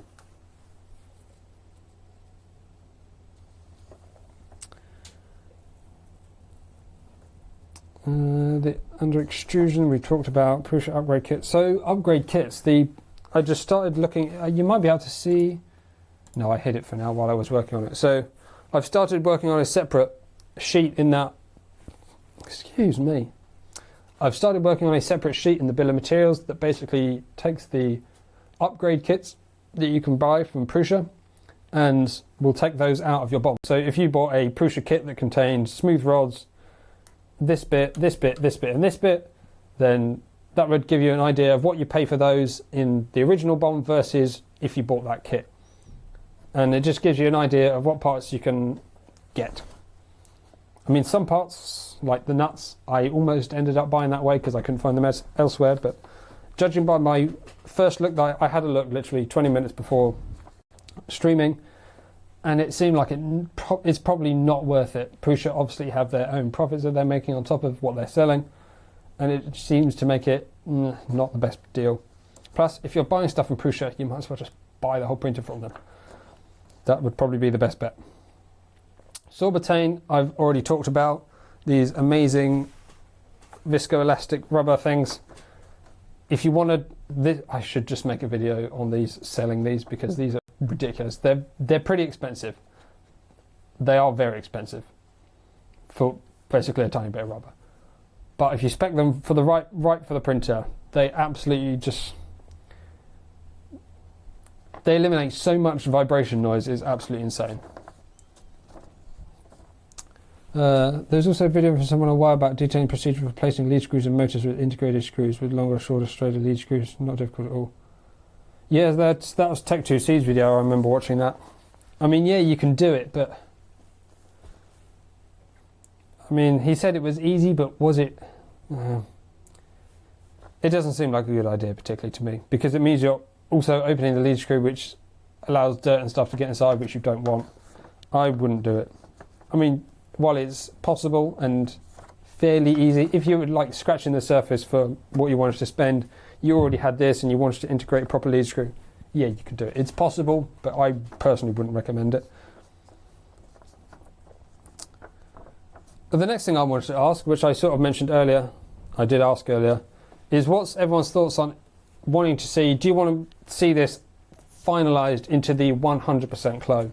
So I will take this to a point where, regardless, apart from a bioprinting, you're not going to know the difference between this and a Mark II, which means I need to get a black frame, the black bed, print this properly, change the LCD screen to the one with the right potentiometer, buy the right power supply, use the right cover, and well, I'm not going to. I'll get a lead screw kit, so I have all the right lead screws and stepper motors. Or are you happy accepting that this represents that bill of materials and what you can achieve, and you're still using the original firmware? I'm tempted to do it, but it is fairly expensive for very little real gain. So unless anyone's like, if you're like, yeah, you need to do that, then maybe I'll do it. But if you're not all that fussed, then I'm not that fussed either. I quite like it as it is. I think it's pretty cool. I might do the power supply just because I don't like the fact that I had to redesign that whole part.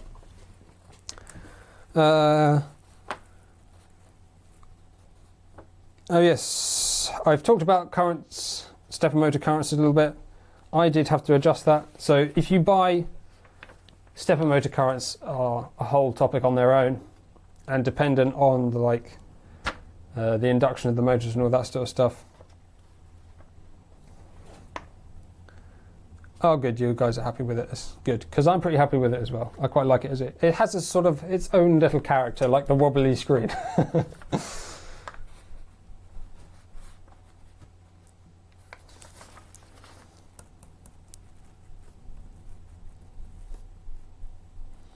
Yeah, so I might now use this. I'm not going to print loads of benches. I'm not sure what to print. That's the thing. When I'm designing something like Steve, I'm printing parts like they're going out of fashion. Is that quite the right term? I'm printing a lot of parts when I'm doing design work, because I'll print iterations and designs and feel them and have a look. And so when I'm doing that stuff, I'll print a lot. But when I'm doing small projects, I only need like a couple of parts. I don't need anything big. Like, I need some stress test prints that are actually useful, because I don't want to print stuff just for the sake of testing it. I want to actually be able to use those things afterwards. So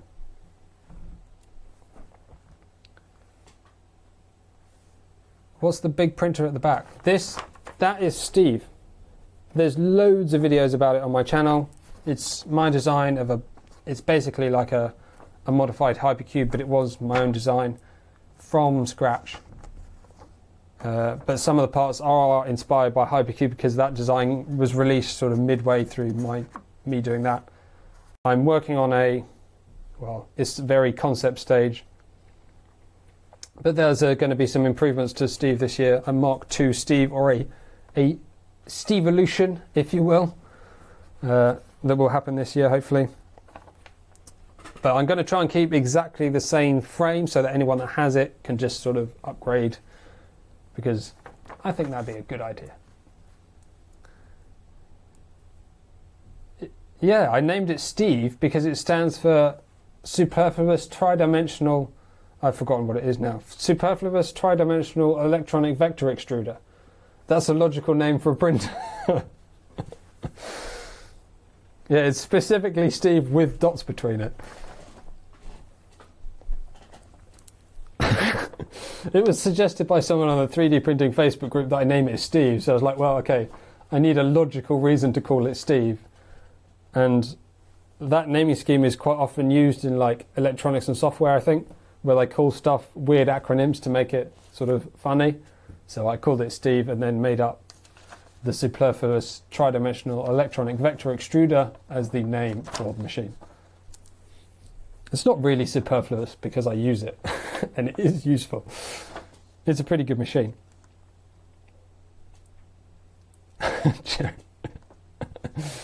I'm glad you think Steve is better. I'm looking forward actually to Steve coming back this year. Steve's been a little bit quiet and he needs to bully around the Mark III a little bit. Show him what's what.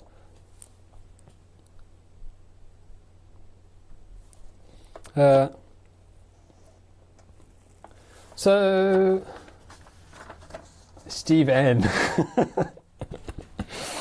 What would the N stand for?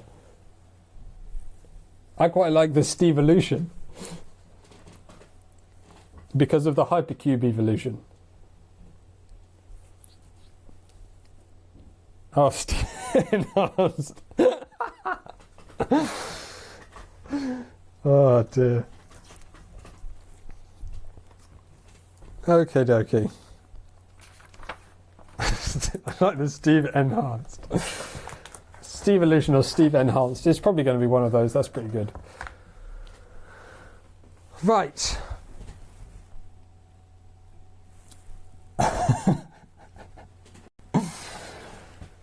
Oh dear.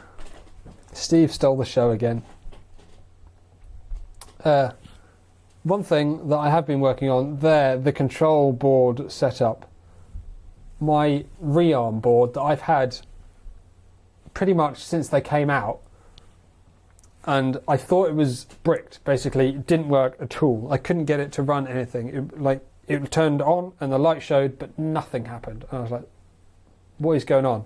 So I contacted support again and again and again and again, and they just ignored everything. I was like, it made me think that they knew it was an issue and they didn't want to help because they knew it was just totally broken. So by not contacting me, they just ignored it, which is pretty bad customer service. But I actually figured out recently that it was in fact my fault, and because of this weird smoothie, I really don't like SmoothieWare. It's just functionally terrible. But I worked out that in my firmware configuration, I'd had the network port. So you can get a Ethernet adapter which sits like right off the side and is really terrible and wobbly. But you can get one for that rearm. So you're directly connected to the Ethernet, which is not a great idea anyway. But because I took that out, I was like, I don't need this. I'm using whatever else to control it. But without that, without having the Ethernet adapter plugged in, but using the same firmware, it just won't boot. So I was like, why is this not booting? I tried other firmwares because I had two different versions of the firmware, but unfortunately they both had the same. Anyway. Yes. I think that's going to be it for today. Unless anybody has any other final questions, we are 2.5 hours in nearly, and I think I need to rest my voice a bit because otherwise I'm going to lose it completely. Hopefully we'll do something on master spool middle of the week this week. By middle of the week I might mean tomorrow or Monday, Tuesday, I don't know when. But I need to do some stuff with the master spool. I'll probably get it printing on, doesn't matter. Thanks very much everyone for watching. Thanks for sticking by. Give it a like if you enjoyed it. If you're here at this point, I'm sure you must have enjoyed it. So leave a thumbs up. If you haven't subscribed, it's probably logical to.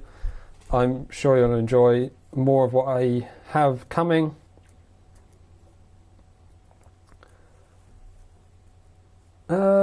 I don't think I have anything else to say.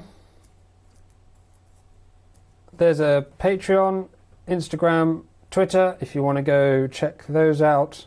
Patreon is not particularly well engaged at the moment because I don't know really what I'm doing with it, but it is there.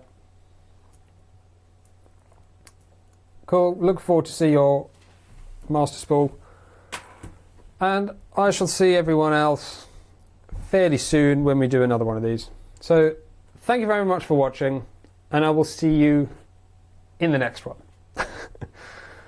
Goodbye, everyone. Thanks for sticking around. Oh, dear, wrong thing. Bye-bye.